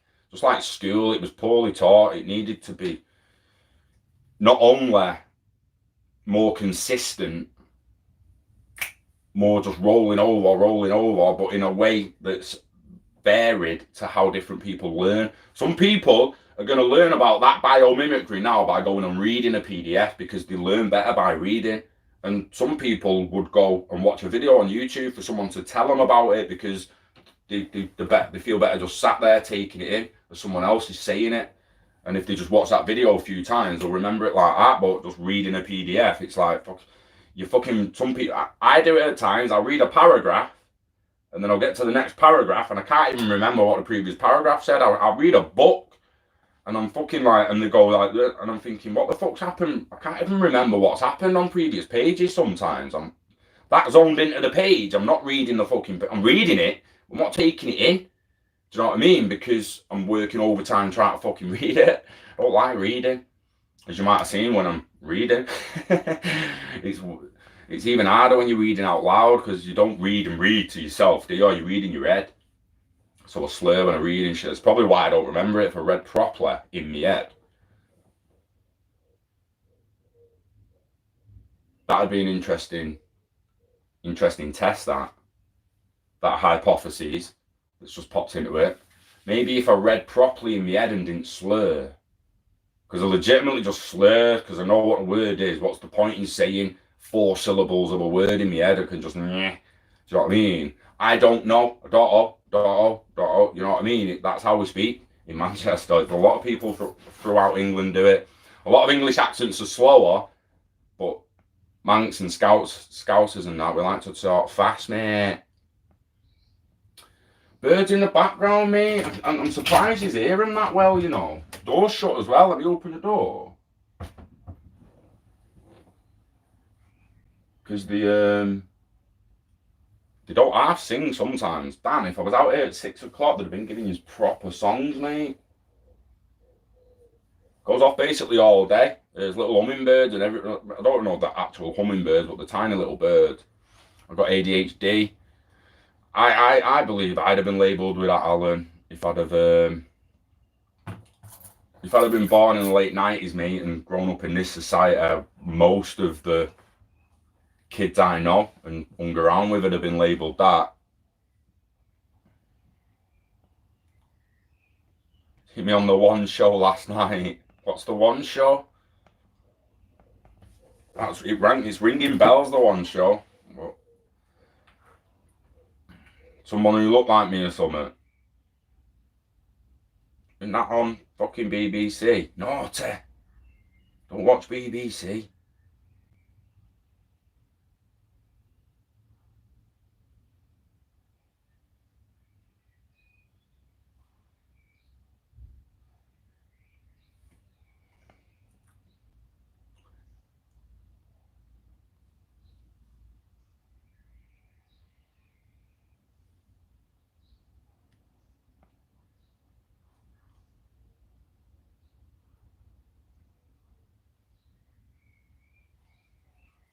Hitler's dad. Agora, what do you think? Have you heard about the Kalergi plan? Do you think of that? That interests me, you know, when you think about Hitler and all that shit.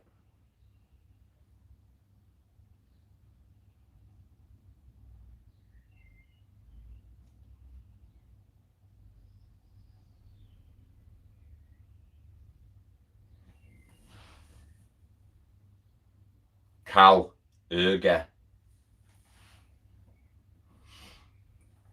is touchy as fuck the way,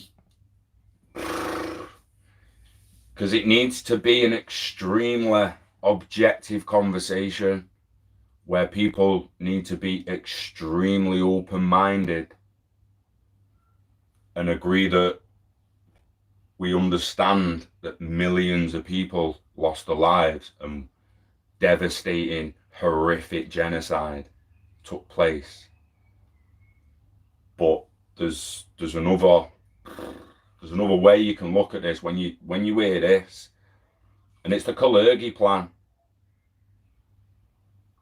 Right, it's a far-right, anti-Semitic, white nationalist conspiracy theory, which stated as a plot to mix white Europeans with other races via immigration.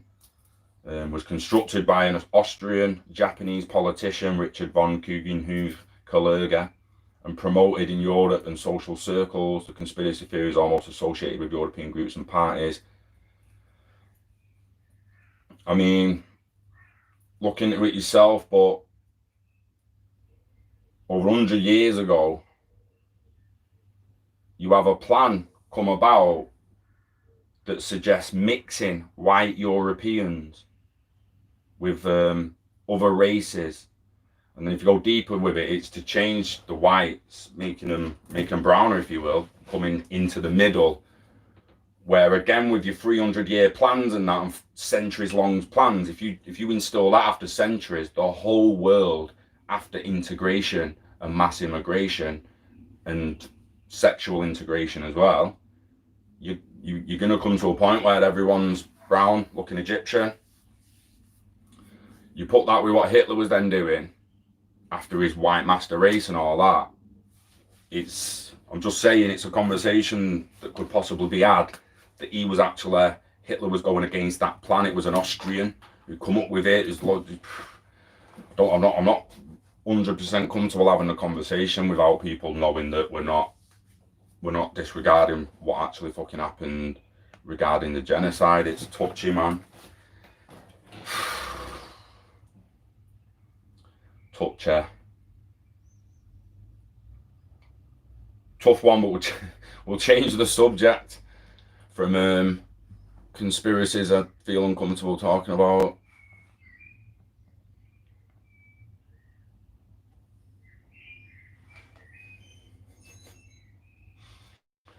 It's a mixed race gay couple where you get mixed nuts from.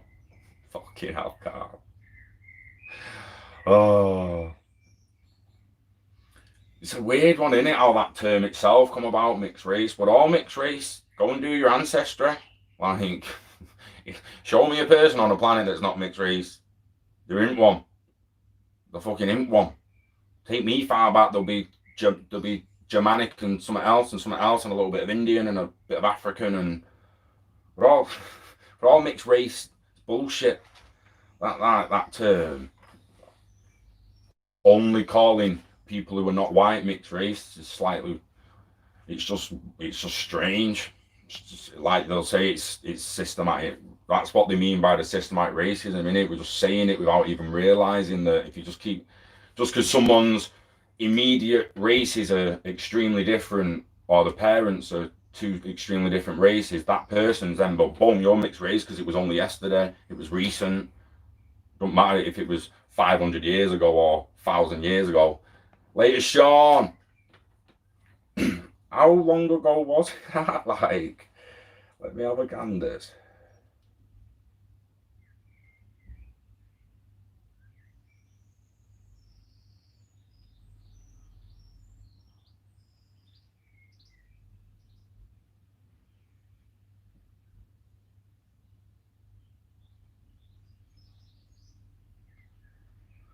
Yeah, like from the 5th to 11th centuries.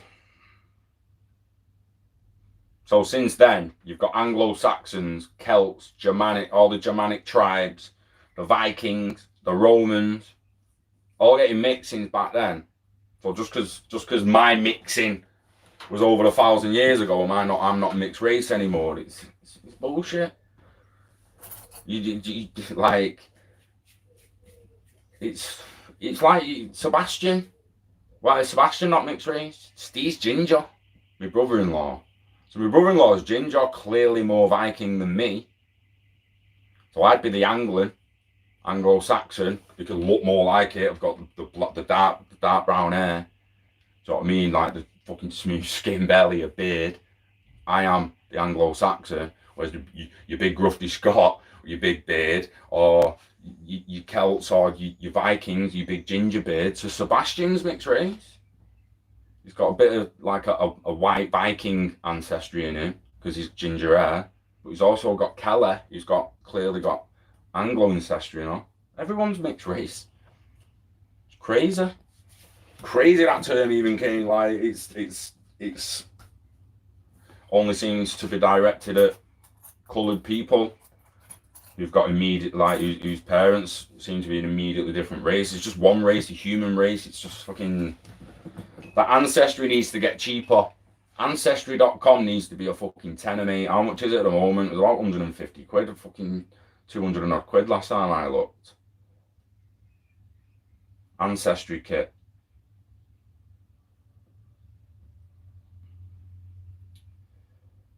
Oh, it's only 79 quid now. I'm shitting me.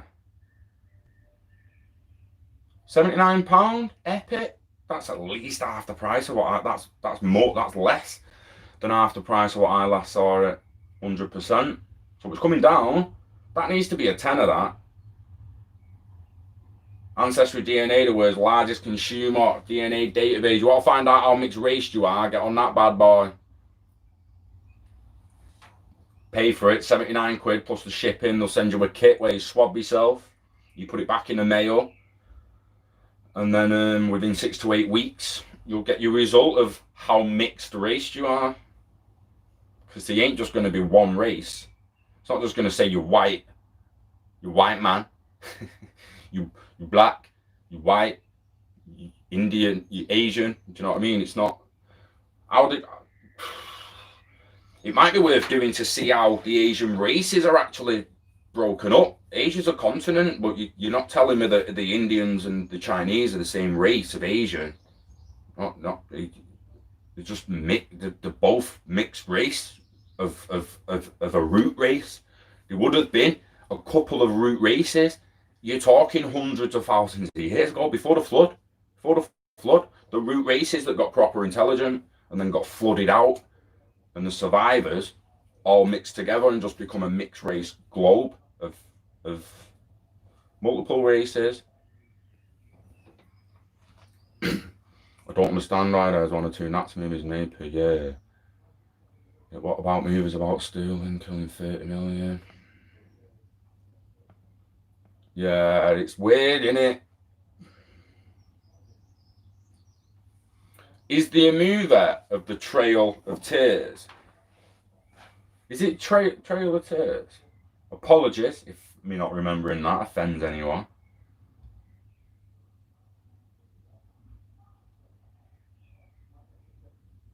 Trail of Tears.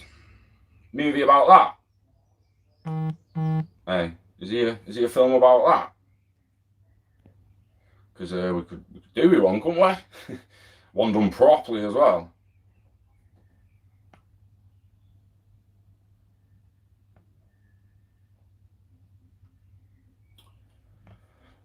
Blaze, that's generally the that everyone will get in it, and it's the careful there. That's dangerous, man. I hate. I've said that for a while now. Can't say that. That's a dangerous way to go. That. What does that lead to in 50 years? Can't say that, mate. Can't say that in here. Can't say that in here. Now we agree that there's some things you shouldn't be fucking saying.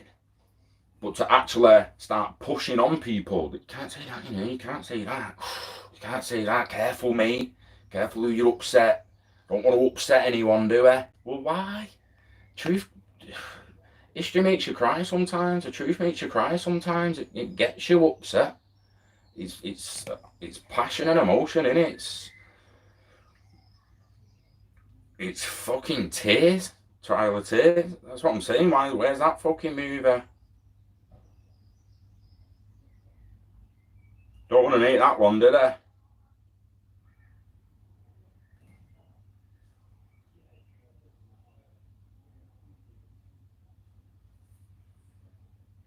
Oh yeah, I thought so. Trail of Tears movie, 2006 documentary. Got to watch it before you judge it though. But I'm judging the fact it's not a movie, Hollywood movie, and it's just a documentary. That I will judge, mate. Chip Richer, director. Yeah, we are all equal, Alan. It's not it's not shown across the board, is it? It's different than the equal opportunity shit. You're never gonna get equal outcome, are you? You're never gonna get like. There's never gonna be, or you would think, there's never gonna be that many. Right. But the best way to put it, how I'm thinking here. I'd be surprised if in my lifetime there was, say, more female mechanics than there are males. And I'd also be surprised if there was more male midwives than there are women. For the simple reason that males like to build shit. Males like to build shit and fix shit, physical shit. And women like to care for little humans. Naturally. The mothers. That's what they do. Instinctively. Stay the fuck away from my child. They'll die for that kid. And not that the dad won't. Not that the dad won't, but the mum is doing it in a different way. It just is.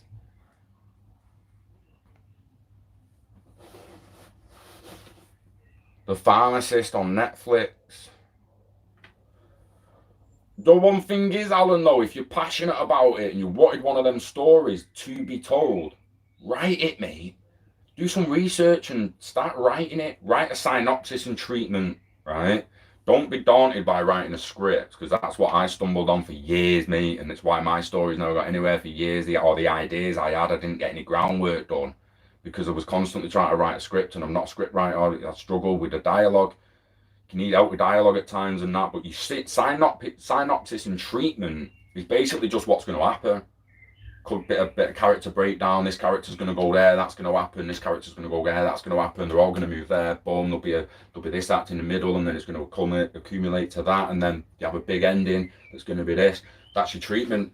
You then build your world on that and build your project on that. And in the future, when you've got a bit of capital at the side, you hire a script writer to write your script, and then you go try and start selling it to studios, or create your own studio and just publish it yourself. Hire a director.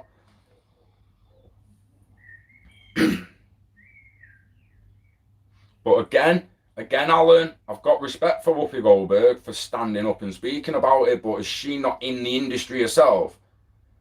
She can give Denzel Washington a ring, give Samuel L. Jackson a ring, give anyone who's in the industry a ring and say, look, I want to put a project together. It's a film about back in the day and all that.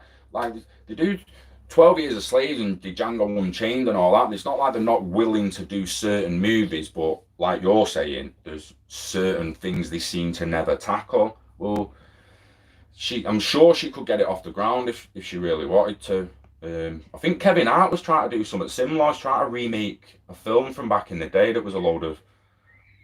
It was basically about black culture. A load of black actors got together, did a film, really big, really well received, I think, as far as I'm aware. And Kevin Hart wants to remake it. Seen him getting Chadwick Boseman and a few others in on his channels. But yeah, I always wonder that. Like, should it not? Like, I wonder why, like, current black artists, not why they're not trying hard. I'm not saying they're not trying, or they're not trying at all. But why it doesn't seem that there's more black run studios popping up in and around Hollywood, tackling it, taking it on. The same way Motown did. It was Motown Detroit. Same way Motown attacked the industry and brought us epic rhythm and soul, baby. It was like, taught us some shit there. Do you know what I mean? So why the hell is there not some black artists in the acting industry doing the same as what the Motown artists did back in the day? Because I'm telling you now, love a bit of Motown, me. Touch me that. I love it. My man loves it. Listens to it when she used to clean up as a kid. When I was a kid and that, it used to always be on the tapes and the CDs. She even had loads of records of it on the record player if you go back far enough. So I like Motown because I grew up with it around me. Morning, Sticky Bud. How's the sun out? We in Manchester, bruh? Sun's always out in Manchester. It's above a big ass rainy cloud sometimes, but it's always out. Who's back in the house? Oh, do you have Trevor? Do you have yet, mate? I want to see a film about the Olmecs. Do you know, in a style of Apocalypto and old films like, well, not old films like that, but films of periodic pieces back in the day. So I want to see someone do a film. We've seen Apocalypto or 10,000 BC where it goes proper back in the day and shows out what it might have been like, what it could have been like. And for those who haven't seen Apocalypto, 2006 film, Mel Gibson did it. It's a decent film. The Mayan Kingdom at the height of its power. So that's Mayan Kingdom in South America. I want to see an Olmec one. I want to see a movie about the Olmecs. Where's that movie? Like, get on to Whoopi Goldberg about making that, because the Olmecs were the earliest known major Mesoamerican civilization. Mesoamerican means American, proper back in the day. Tell me that's not a sculpture of an African or what we would perceive as African features. And then a little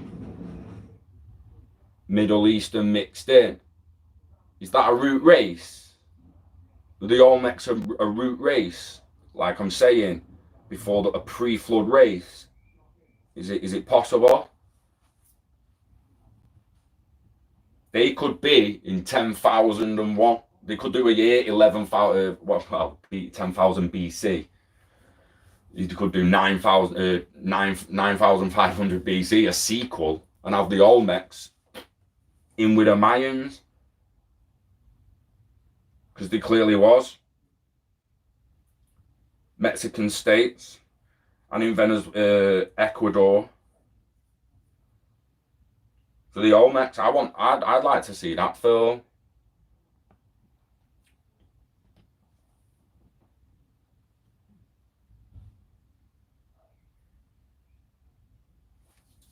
Taken out from the inside. Sad for UKIP, and that was it's hard for the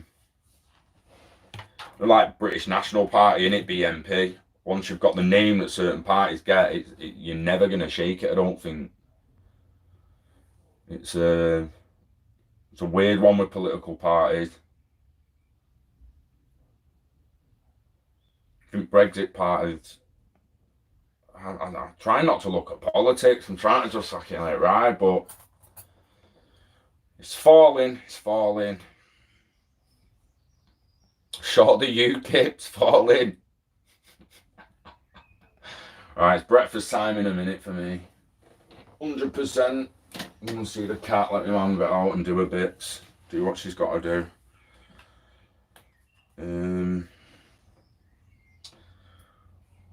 I'm wondering how long it's going to take for like the reach of ODL and that to. So imagining within the 2G era now, and it's going to 3G dongles for widespread internet, and then obviously 3G hit the smartphones too, so you had it on your phones.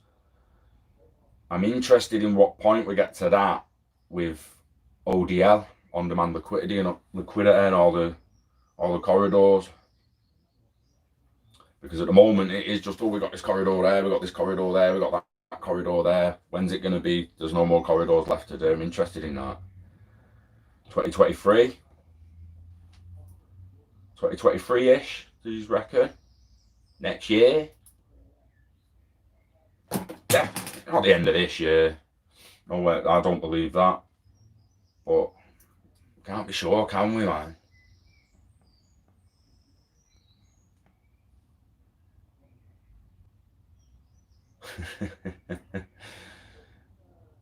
XRP, eh? Price hour. Yeah, the EU needs to start being voted in. They need to start holding elections, the people who run it. I don't think most Brits would have had a problem with it if that was the case. If we had European elections as well as general and local elections, I don't think anyone would have had a problem. Well, you'd have probably moaned about the result of the elections, but they wouldn't have necessarily wanted to get out. They wouldn't have felt like they was having laws and everything forced on them. It's bad. It's bad what's happening with the immigration that Nigel Farage is clearly pointing out on Facebook and that. No one's even really talking about it.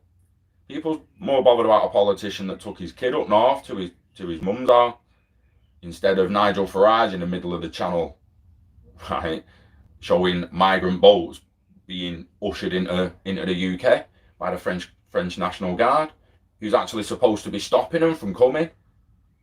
Who's still getting backhanders from the EU? Who's still letting people coming into the country illegally? Why not talking about that? Why are we talking about lockdown and Tesco and fucking all this? It's all a load of bullshit. Probably is 2023. I'd agree with that, Alan. That's the one I'm looking at, and I'm fully prepared, like you all know, to still be waiting till 2025. It's just getting a little bit more experienced in the space, in it, really, and just realizing that it's not gonna go quite as fast as we all thought it would. Or it doesn't seem like it's gonna go. Well, it hasn't. I think a lot of us expected it to be back over the all-time highs by 2020 when we was in 2018. Don't lie to yourself. Back end of summer 2018, most people was thinking, yeah, just wait till summer 2020, that'd be sweet. Summer 2020, back over the all-time highs by then. Just an off-the-cuff comment like that. You didn't realise that 2 years was going to go, oh, well, say now, mate. You're like, yo, right, okay, maybe 2023 then, yeah. Fucking hell. It's experience, guys. It's new shit. How are we supposed to know? We're not supposed. We don't know. Speculating mostly. We've been given facts through documents, and then we're speculating. We're speculating timelines when we've been given it. Keep saying it. Up to any time up to 2025 of the Everest timeline. The 2020 was just a shitty implementation of a standard. Like, yeah, this is going to be the future standard, and then get on it by 2025.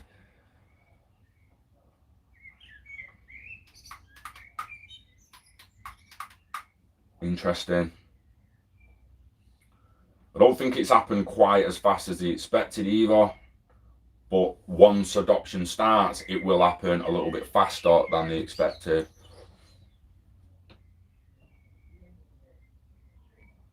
Exactly, Boo. And it goes beyond fishing industries. It goes beyond farming. I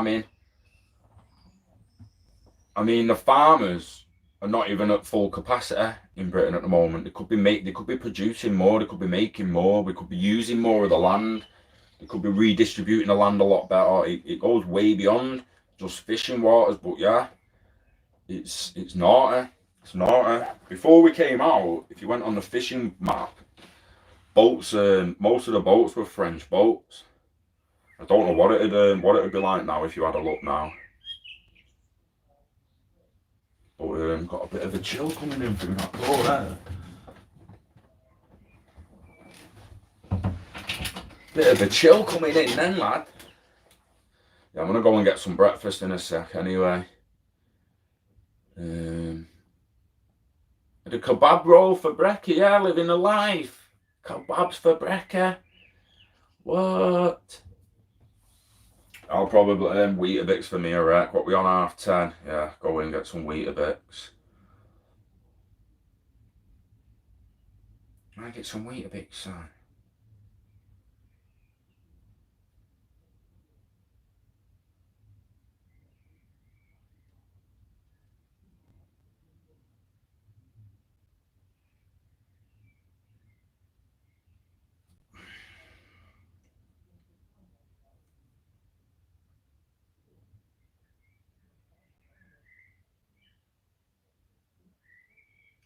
So Remittance, just want to close it a bit on Remittance, and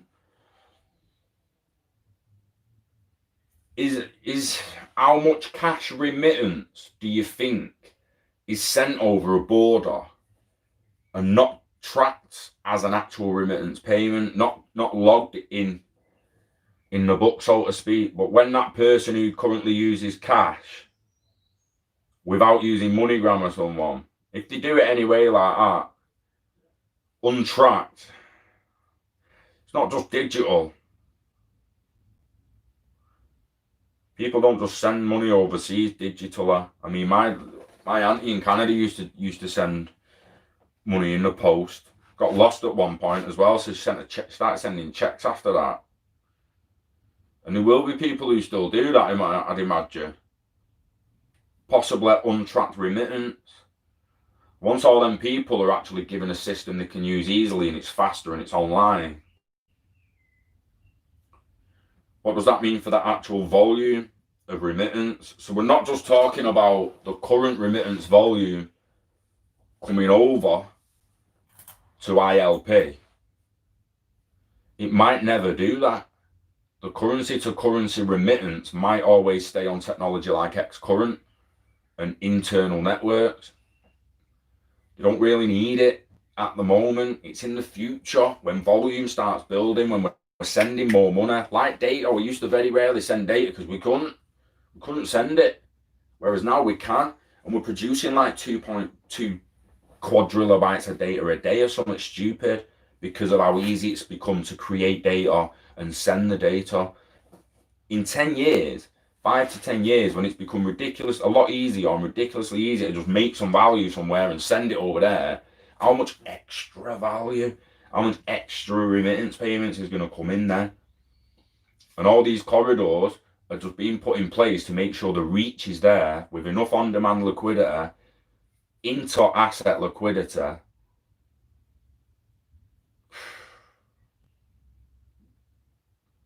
It's beyond belief how big what this is going to grow to. Want to run the Winter Games all on crypto, no fear. I'll be on for a year. Well, Tottenham Hotspur Stadium's only contactless payments and that in it. Like, you can only pay on your card. You can't pay with cash inside Tottenham's new stadium, can you? I'm pretty sure.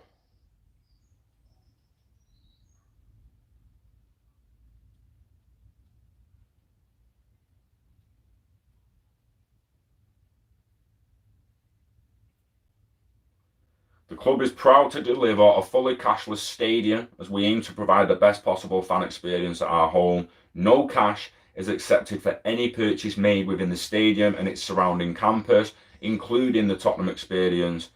And I'm guessing that's going to say the mega store. I'm only on a little thing there. But yeah, Tottenham Stadium's cashless now. And I don't go to footy anymore. I don't know where Old Trafford has any plans to go along them lines. But this is what they're going to do, innit? If you want to go there, don't take cash. You want to go there, don't take cash. Most people don't use cash anyway, but when I say that, like most people, it's most people I know don't use cash anyway. I'm not talking about fucking Africans and people in other countries. I'm saying most people I know don't use cash anymore. Don't use it. I don't know a few people. My dad's one of them. He still uses cash to go out with because he wants to know how much cash he's took out and it to be in his pocket. When the pocket's empty, he knows how much he's spent. You keep throwing your card at a card reader. It's hard to actually track what you spent in a night, especially when you're getting intoxicated. Up the Arsenal, Eco African.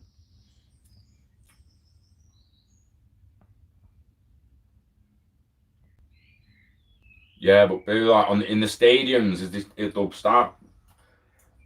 It only takes a couple of a couple of high profile people to start using a crypto in payments in it, and not just a crypto, but a crypto app. Like to adopt something like Wirex and Uphold and that method and come out and speak about it, and then it starts gaining traction then in the mainstream almost 100%. Yeah, we're seeing the crash. It's already started. We're in it now. It's just virus being blamed in it. It's interesting how long it's going to last and that. Some people say it's going to head to depression, worse to the 20s, mates, or the worst we've ever seen. Some say, and they still stand by that, some of them. Still saying ain't seen nothing yet. Like, what? I say nothing, what? I just want to go back to work. I just want to go back to work. Okay, no. Exactly, Alan. Trendsetters, mate. Once there's a... Yeah, 100%. It just takes one to be like, what payments thing are you using there? Or just bring it up. Even Joe Rogan on his app, imagine some payments guy, like some science tech geek who's just like, oh, what I'll tell you about another thing I picked up as well, this app. Don't matter where I travel, all I need to do is keep dollars on it. And I just offer the card and it flips it to normal, like the local currency. And Joe Rogan's like, what? So it does the foreign exchange for you on the... And the guy's like, yeah, foreign exchange on the spot, bro. I'm just carrying dollars. And Joe Rogan's like, stop it. What app's that? And he's like, oh, well, there's a thing called Revolut, right? So I hold this. I'm also investing in this thing called XRP because you think I'll put the Revolut, right? I just hold the dollars. And then when I'm in this other country and I put it down, it flips it for me through the XRP. So my dollars go into XRP and then XRP is put into this local currency and they get paid in their local currency. It goes through this blockchain thing, you know, and then boom, millions of people are going like, hang on, what? Instant foreign exchange, Revolut. And then they start researching. And then that's when the flood of people go to Google and YouTube to see what it's about. Morning, John.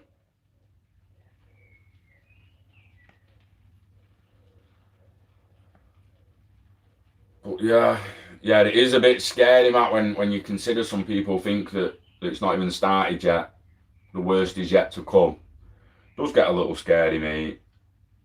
I mean, it's got to be ready to bug out at the end of the day. Like, I mean, seriously, worst come to the worst for people. You need to have enough gear available to just go in the middle of nowhere and just live off the land for a bit.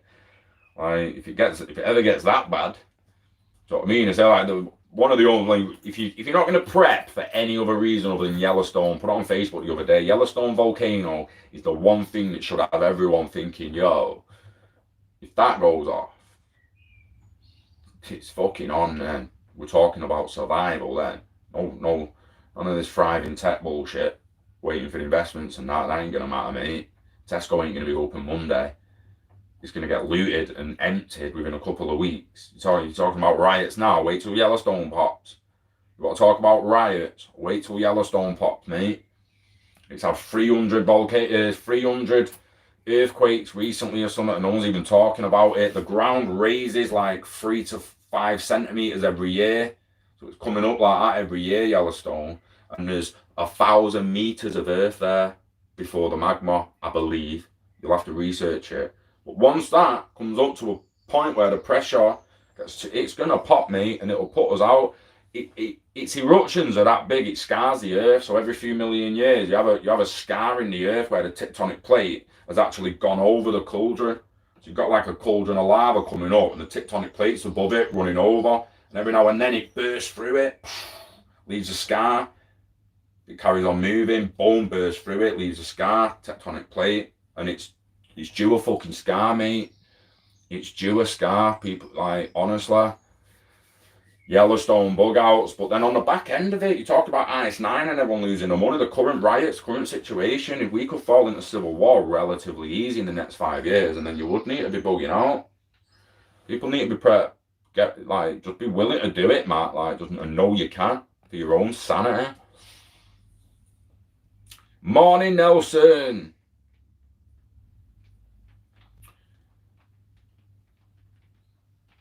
Yeah, it's weird, isn't it?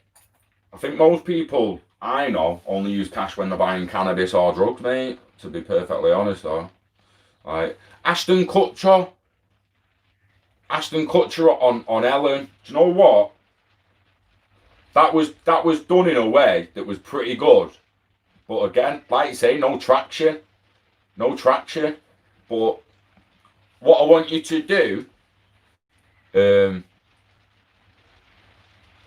is go and find that video, find clips of that video online, and just look at the attention on it. Look at the attention and views on it on that video, and any video she's produced with that.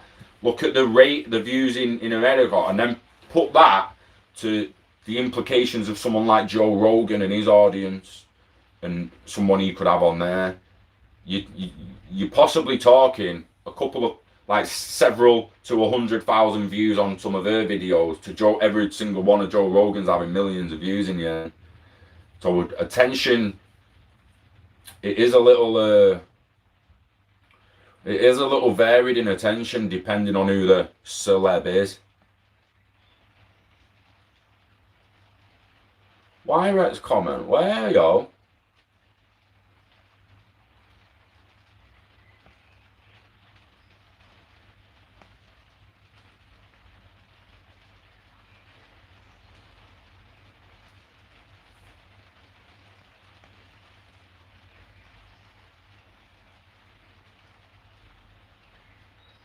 So I see Oprah, Ashton on Oprah. Again, you check the views, do a bit of market research, see the difference between the actual attention on the celebrity. Oh, it's raining here now. We got the rain.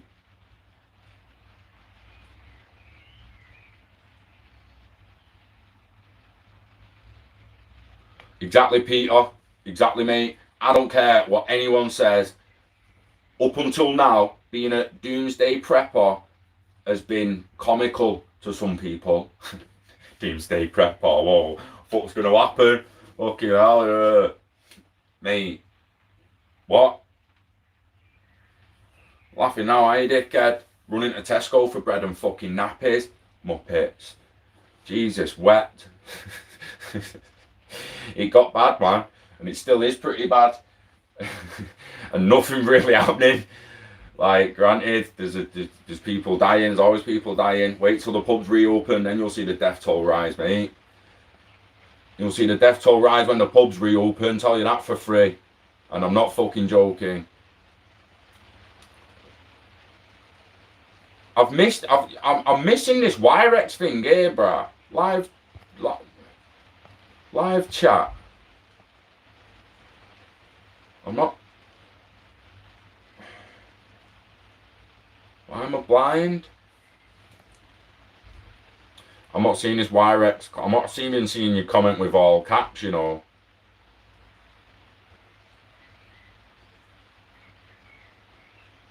No probs, Lewis. No danger, mate. I'll be going off soon, though, so if you want to rewind it before it starts processing, feel free. Feel free. You got sunshine down south. It's alternating, innit, boo? Was it raining down south the other day, wasn't it? It was sunny here.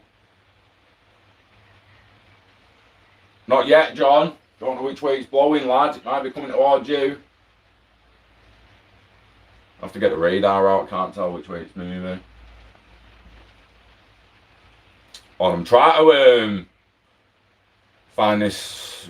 Was asking if you found any providers like Wyrex with ATM cards for UK. Why not Wyrex? Wyrex. Uphold. We'll send you a card now, won't they? I've not been on and done it and activated it around, but I'm pretty sure Uphold sends you a card now, don't they?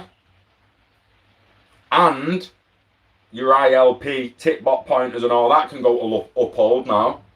So you could have revenue coming in there as well, dripping in there from your ILP payment pointers and tip-bot payment pointers, coil payment pointers, cinnamon, all the payment pointers, boom, into Uphold, into tip-bot to Uphold.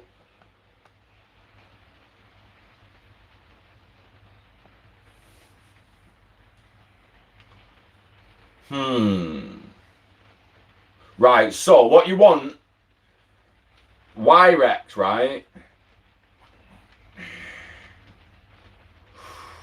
Are you doing that you're doing that to get the rewards off the card.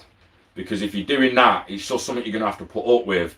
And I know it's shit. If they're down for maintenance or something, when you actually want to spend on your card, even if it's your card should always work if you're just spending GBP. I've had it where it didn't work contactless, I had to put it in and use the PIN. But it should still give you cash out the card. Like, it shouldn't fuck with your fiat. What, like, transferring and exchanging and stuff like that, fees are a bit naughty. But if you just had some money on another easily accessible account, like even Uphold, if you held your money on Uphold and just sent it to sent it to Wirex as and when you wanted to use it, and did it that way, you'd only send it to Wirex if you got on Wirex. You get on Wirex, all working sweet today. Yeah, send some money there. Bam, go out, do your shopping on the Wirex card. Either that, get an Uphold card and do it on Uphold, or on Uphold in the UK, add your bank account to it for the transaction, and then when you swap XRP or whatever, or you put your pounds in there, you'll put your pounds in your GBP account on Uphold, and then just transfer them to your bank account. It takes 15 seconds. Bank of England RTGS, baby. 15 seconds. Oh, real time gross settlement. Like, that's what I say to people. The UK system is really, really good. And with apps like Uphold and that now, we can get our money out like that. You could be on Binance with just sat in Tether or something, or anywhere, and you can just boom. Do you know what I mean? We all have to do it at times, whether it's you want to spend some pounds that you're already going to spend on the Wirex card to get some perks and some Satoshi and your reward, some crypto back. Or you simply like running low on money and you need to pay a little bill, so you're going to sell some of your, you're going to cash out some of your stat. It's okay to do that. It's just like you're finding the best way, innit?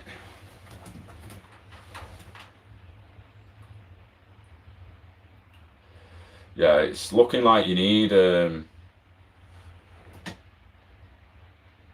looks like you need Uphold. You need to increase your corridors. That's what you have to do. You see all these corridors that we're talking about that are being open, GBP here, there and there. You need to increase your corridors. And remember that the majority of your value should be on your ledger. So it would actually be sending it from one of your ledgers or cold storage to one of your hot wallets to then start bamming with the card and stuff. So yeah, you need a few more corridors, easily accessible. You got like Binance app, Wirex app, Uphold app. You could even like start accumulating a little bit of Tether over time, send it to Binance, and before you know it, you're setting orders for long-term trades. Do you know what I mean? Yeah, you need more on off ramps, mate. So get your BitTrue app, your Binance app, your Uphold app, your Wirex app. Get Revolut if you want Revolut as well. And then just bear in mind, when them apps are fucking you over, I've never had a problem with just booming out of once I've got GBP in Uphold in one of the Uphold accounts. Just go to my bank account like that, 15 seconds. It's rapid. It's just as fast as bank account to bank account in UK. RTGS. It is decent.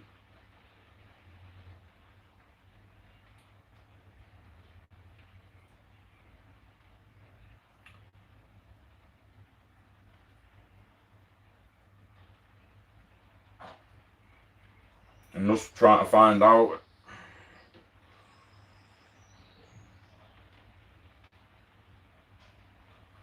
Coil's on a WordPress plugin as well, apart on it, with Uphold, more corridors.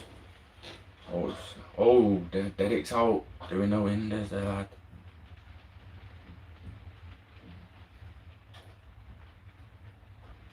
Uphold's fees are really, really cheap as well. That's what I'll point that out to you. It's pretty epic. Fund your account, pay anyone virtually anywhere. Trading fees, withdrawals. You can withdraw your funds anytime to banks to almost 40 countries or to private wallets on 7 crypto networks. We do not charge withdrawal fees unless you were using the SWIFT network in Poland, Hungary, Czech Republic, Croatia, and Romania. In these countries, there is a $20 or equivalent fee per withdrawal. We do charge standard network fees for withdrawals to crypto networks because we bear a cost. No charge to go to your bank on Uphold, mate. Do you know what I mean? That's why I keep saying, if these remittance guys paying the remittance payments just increase their own corridors and realise that they could get a Wirex account, an Uphold account, a Binance account, a Bitro account, start putting their remittance and stuff through all that. Do you know what I mean? It's crazy. Sir Gordon Gecko in the house. Mornings. Don't know, Peter. Uphold's a no-go where you are, Nelson. That's no good, mate. You need open access. That's not a level playing field. It's not what we've been promised, man. It's not what we've been promised. I live in England, mate. Tell your mama, I live in England. So I want to use pounds, you know, because my country's pounds. Why don't you use GBP, not USD, mate? Well, America just fuck the dollar off and use pounds instead. Nah, I'm in England, Manchester, England, UK, baby. I need them pounds. Yeah, give Uphold a go, mate. You probably won't look back, to be honest. Depending on how many rewards you used to get from spending on your Wirex card, you might still want to ping a bit of money there occasionally, let us still get them rewards. Because getting free Satoshis off spending on a card ain't a bad thing, but I would highly recommend that you just load the card with pounds. Don't sell your crypto into pounds on Wirex. The fees are too high. Do that on Uphold. If you're gonna sell a little stack of XRP or a little bit of anything else, do it on Uphold and then send the pounds from Uphold to your bank. 100%. 100%. You can send them. You should be able to add your Wirex sort code and account number to your Uphold account as a British bank. That should work. I've not done it yet, but that should work. There should be no reason you can't do that. Just put your Wirex account number and sort code for GBP account into your Uphold account as a linked bank account, and you should be able to send XRP or any other asset there, flip it into pounds or whatever you want, whoever's watching, the pounds or dollars. But he's asking for UK, so we'd flip it into pounds and then he'd send the pounds to Wirex and then use the Wirex card to claim the crypto back rewards. Low fees, baby, no fees. I think at some point everyone's going to accept crypto, whether they've just got an API to ILP and they're not exactly, they might not be receiving crypto. See, accepting a crypto payment and receiving crypto as the settlement are going to be two completely different things. Being paid in crypto as in, I've got Revolut with XRP and I spend XRP in Tesco. Tesco's already accepting crypto as the payment, it paid, and then the settlement in the background, Tesco ain't getting XRP, Revolut and then flips their currency. In the future, every other app will have an API to ILP and will flip the currency, so the merchant or whoever's receiving the value receives the value in the currency they want to receive. This is where the trustless integration comes in, doesn't it? It doesn't matter what currency you're actually paying with. They're going to accept anything a payment as long as that point of sale machine says, yeah, he's got the money on the other end. ILP is going to wiggle it about and spit your dollars to you or spit your euros to you or whatever you want. It's going to be epic.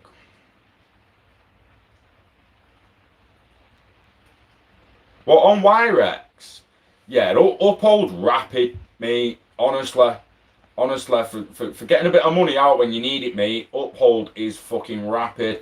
I could leave my house now. I've got a 10-minute walk to the bank, to the cash machine, right? I could leave my house now with my phone, start doing a transaction, and have XRP off Uphold. I could probably grab a bit of XRP off Binance, throw that to Uphold, flip that into pounds, throw it to my bank account, and then it be in my bank before I'm even at the ATM in 10 minutes. I've done it on my phone walking to the bank, and I just need, like, as long as I've got my Google Authenticator with me, I can do it. I need 2 phones. I need both my phones with me to do it. Yeah, I won't be able to just take the S10 because then the Authenticator's on the other phone. You need both my phones to do a transaction like that. But yeah, it would be done like that, mate, before I was even at the cash machine. I've been playing with some numbers.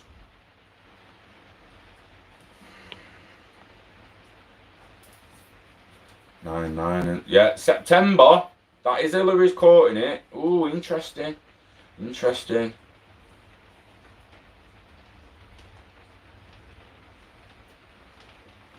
Some retailers online. You do, Nelson. You're not wrong, mate. Interesting, Boo. Never thought of that. Will she actually testify? Or will she have an accident? It's raining heavy now anyway. And I think my mum's got stuff to do. She's watching the cat at the moment. So I'm going to have to get my ass in the house. Still a decent 2-hour stream though. We're only on 5 to 11. So it's not, at least it's not midday. Fucking hell, full morning streams and that. Might have to start coming on even earlier. Like 7 o'clock or something. Might actually have to start coming on at about 7 bells. If we can start getting up with the cat at 6 and get him all sorted and resettled, and then get out here and online by 7, I'm gonna head for that. I'm gonna try to do throughout the week. I don't want to make any promises that I'll be coming on in the afternoon, but I'm gonna try to. But something could easily come up. Not seen Kurt or anyone for a while, so I might actually nip to Kurt's in a bit. I've got to go to the bank. Drive to the bank to put this check in at some point. Steve, what's happening? What's up? But yeah, I'll have to see what happens. Oh no, I've got an hole in me. Oh, that'll be the cat, that, the little bastard. Cat's had me slipper. Oh, slipper.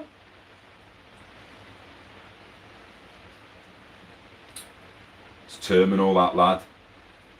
It's terminal, that lad. Especially I'm about to walk over the wet ground. Slipper's suffered a terminal injury, guys. There's no coming back from that. There's no coming back from that. I am pretty used to the rain, mate, but not when I've come out without my jacket on. I've got to run through it in an hoodie. I don't like getting not in an hoodie, in a vest. I don't like getting a little bit wet, even though skin's waterproof.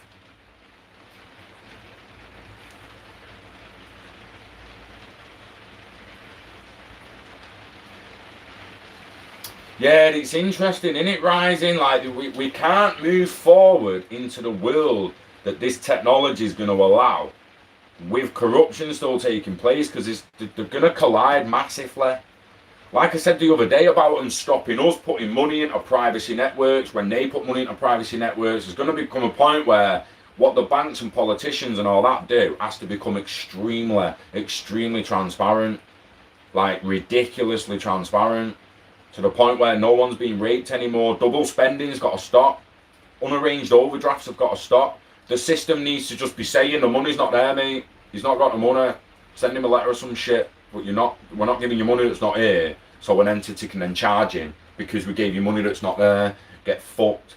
So the bank's like, yeah, he's not got money there, but dip into his bank. We'll let you take it. Yeah, go on, take it. Take it, lad. Go on, lad, take it. Yeah. Unarranged overdraft, Scott. Don't sort it out, mate. You'll put some money in your bank or you get charged, mate. You're like, oh, why do you let him take it out? Well, you had a direct debit set. I'm sure I cancelled that, mate. Sure I cancelled that. Just because some guy, like, you give your card number out once and it's done. Not made of sugar, lad.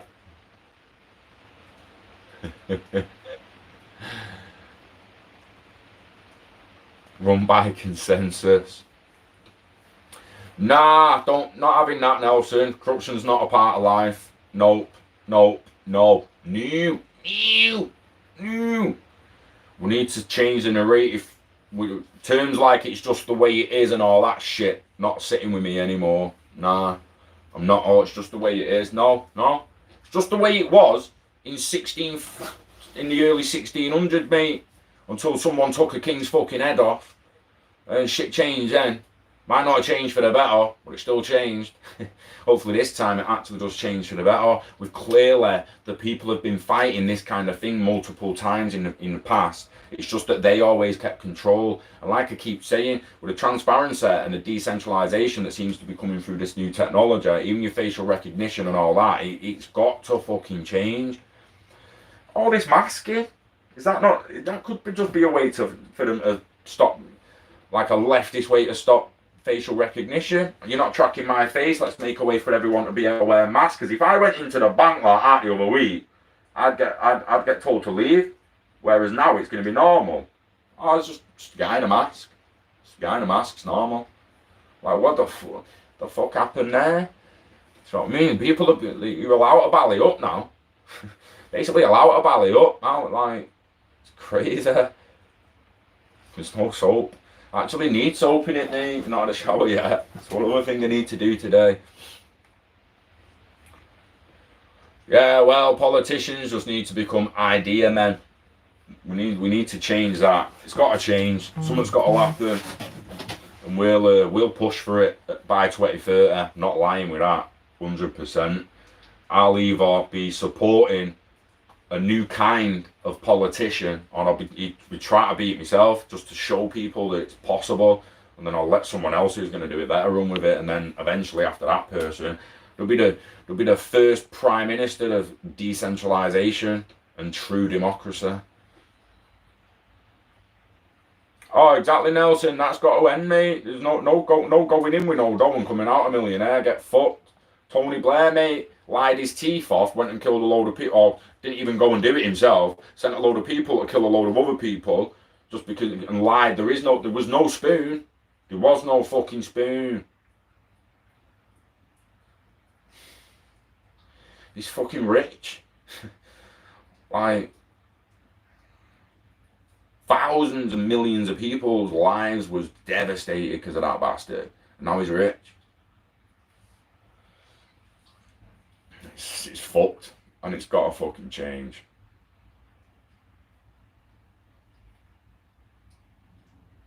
Yeah. Yeah, got robbed. Oh, what was he wearing? He had one and just grey tracksuit and a mask. Oh, so 50% of lads from fucking 15 to 40 have just matched the description. Exactly, Nelson. We'll try and force change, mate. We'll be pushing it constantly, fighting the fight without destroying our world. That's what we need to do. It's like if they started rioting in the UK. Riot at the Houses of Parliament, mate. Not on Scott Road. Not on fucking Cemetery Road with a war memorial cenotaph. Don't go rioting there.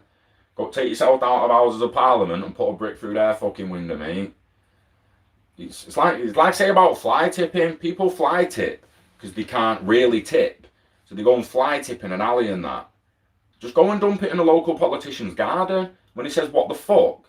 Say, well, because of you, I can't put that in the tip. Got nowhere else to take it. So you're fucking having it, mate.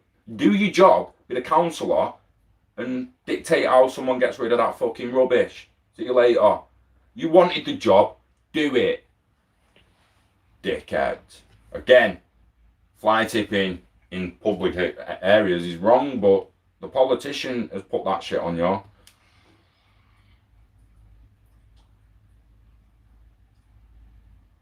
Yeah, I'm with you, Rising. The level of corruption exposed is just not acceptable. The pictures, and you want to talk about statues that need to come down right before I'm gone now, because I really am going in the next few minutes. But you want to talk about statues that need to come down, and I'm not saying none of the ones that have been pulled down didn't need to come down. I'm saying there's some out there that I think we should, as a people, we should all be a little fucking worried about. And I'm talking about statues like that outside BBC headquarters.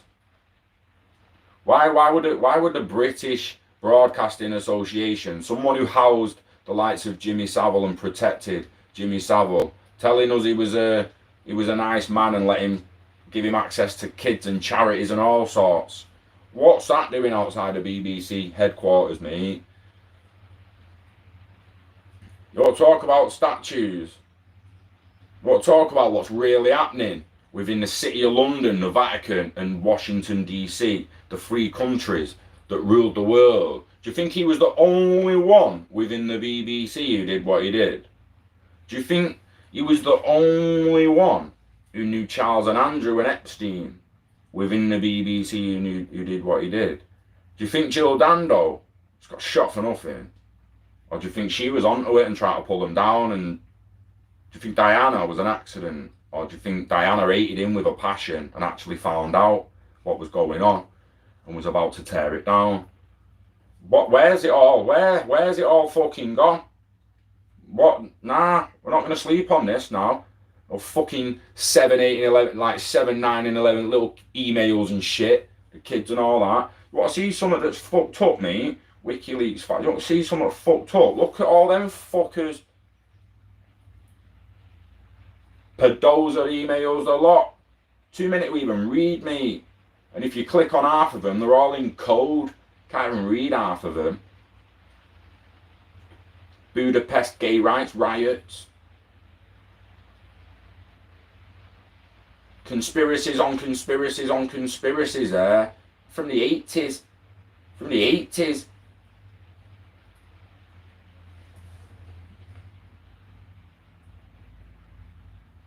There's a fucking big elephant in the room, isn't there? Right?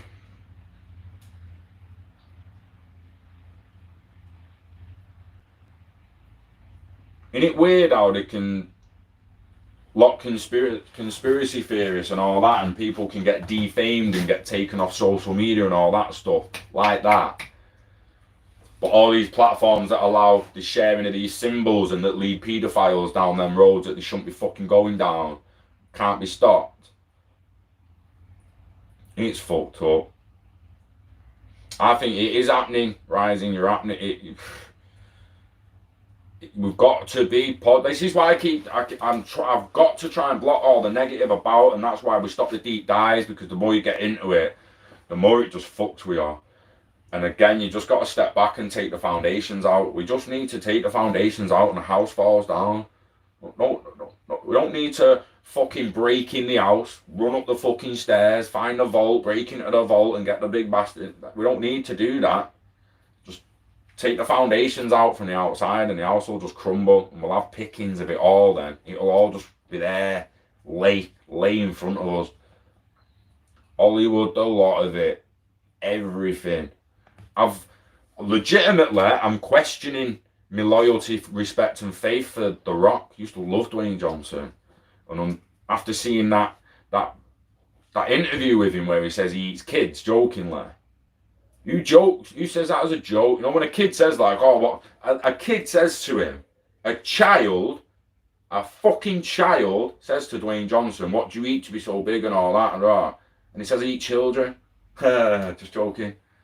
And I'm like, is that really what you want to be saying with all the conspiracies going on, bro? That's worse than Bill Gates saying like we want to increase death on a TED Talk. Like, you mean reduce, Bill? Reading your script right there, mate. I think you mean reduce death, Bill? You said increase death then, mate. You out to kill some people. What, bro? Like, check your words. Liars have got to have good memories. Remember that. If you've got a really bad memory, you'll be a dog shit liar because you'll forget your fucking lies. WikiLeaks just put a massive file dump online. Alex Cobb tweeted it. Interesting. Go and find that, guys. Pizzagate. Oh, it's hanging. Consensus voting. Might be able to put truth in say. Consensus voting has to. And I really do think it will start with local communities. So the local election and local decisions within local communities will be put on some sort of blockchain voting system for it to be tested and that. And over time, yeah, I think we can push for the whole of our societies and countries, states, federal, whatever kind of laws you have, to be dictated and decided in a decentralized manner by everyone who cares. Look, not everyone's going to have the app and open it and even give a fuck. People don't vote now, but I'm telling you now, they've got to walk somewhere to put pencil X on. If you could just get your phone out and go vote, I guarantee you a lot more people would vote. We'll just have to see what happens. But it does need to be a consensus between the community. People deciding what happens to the people.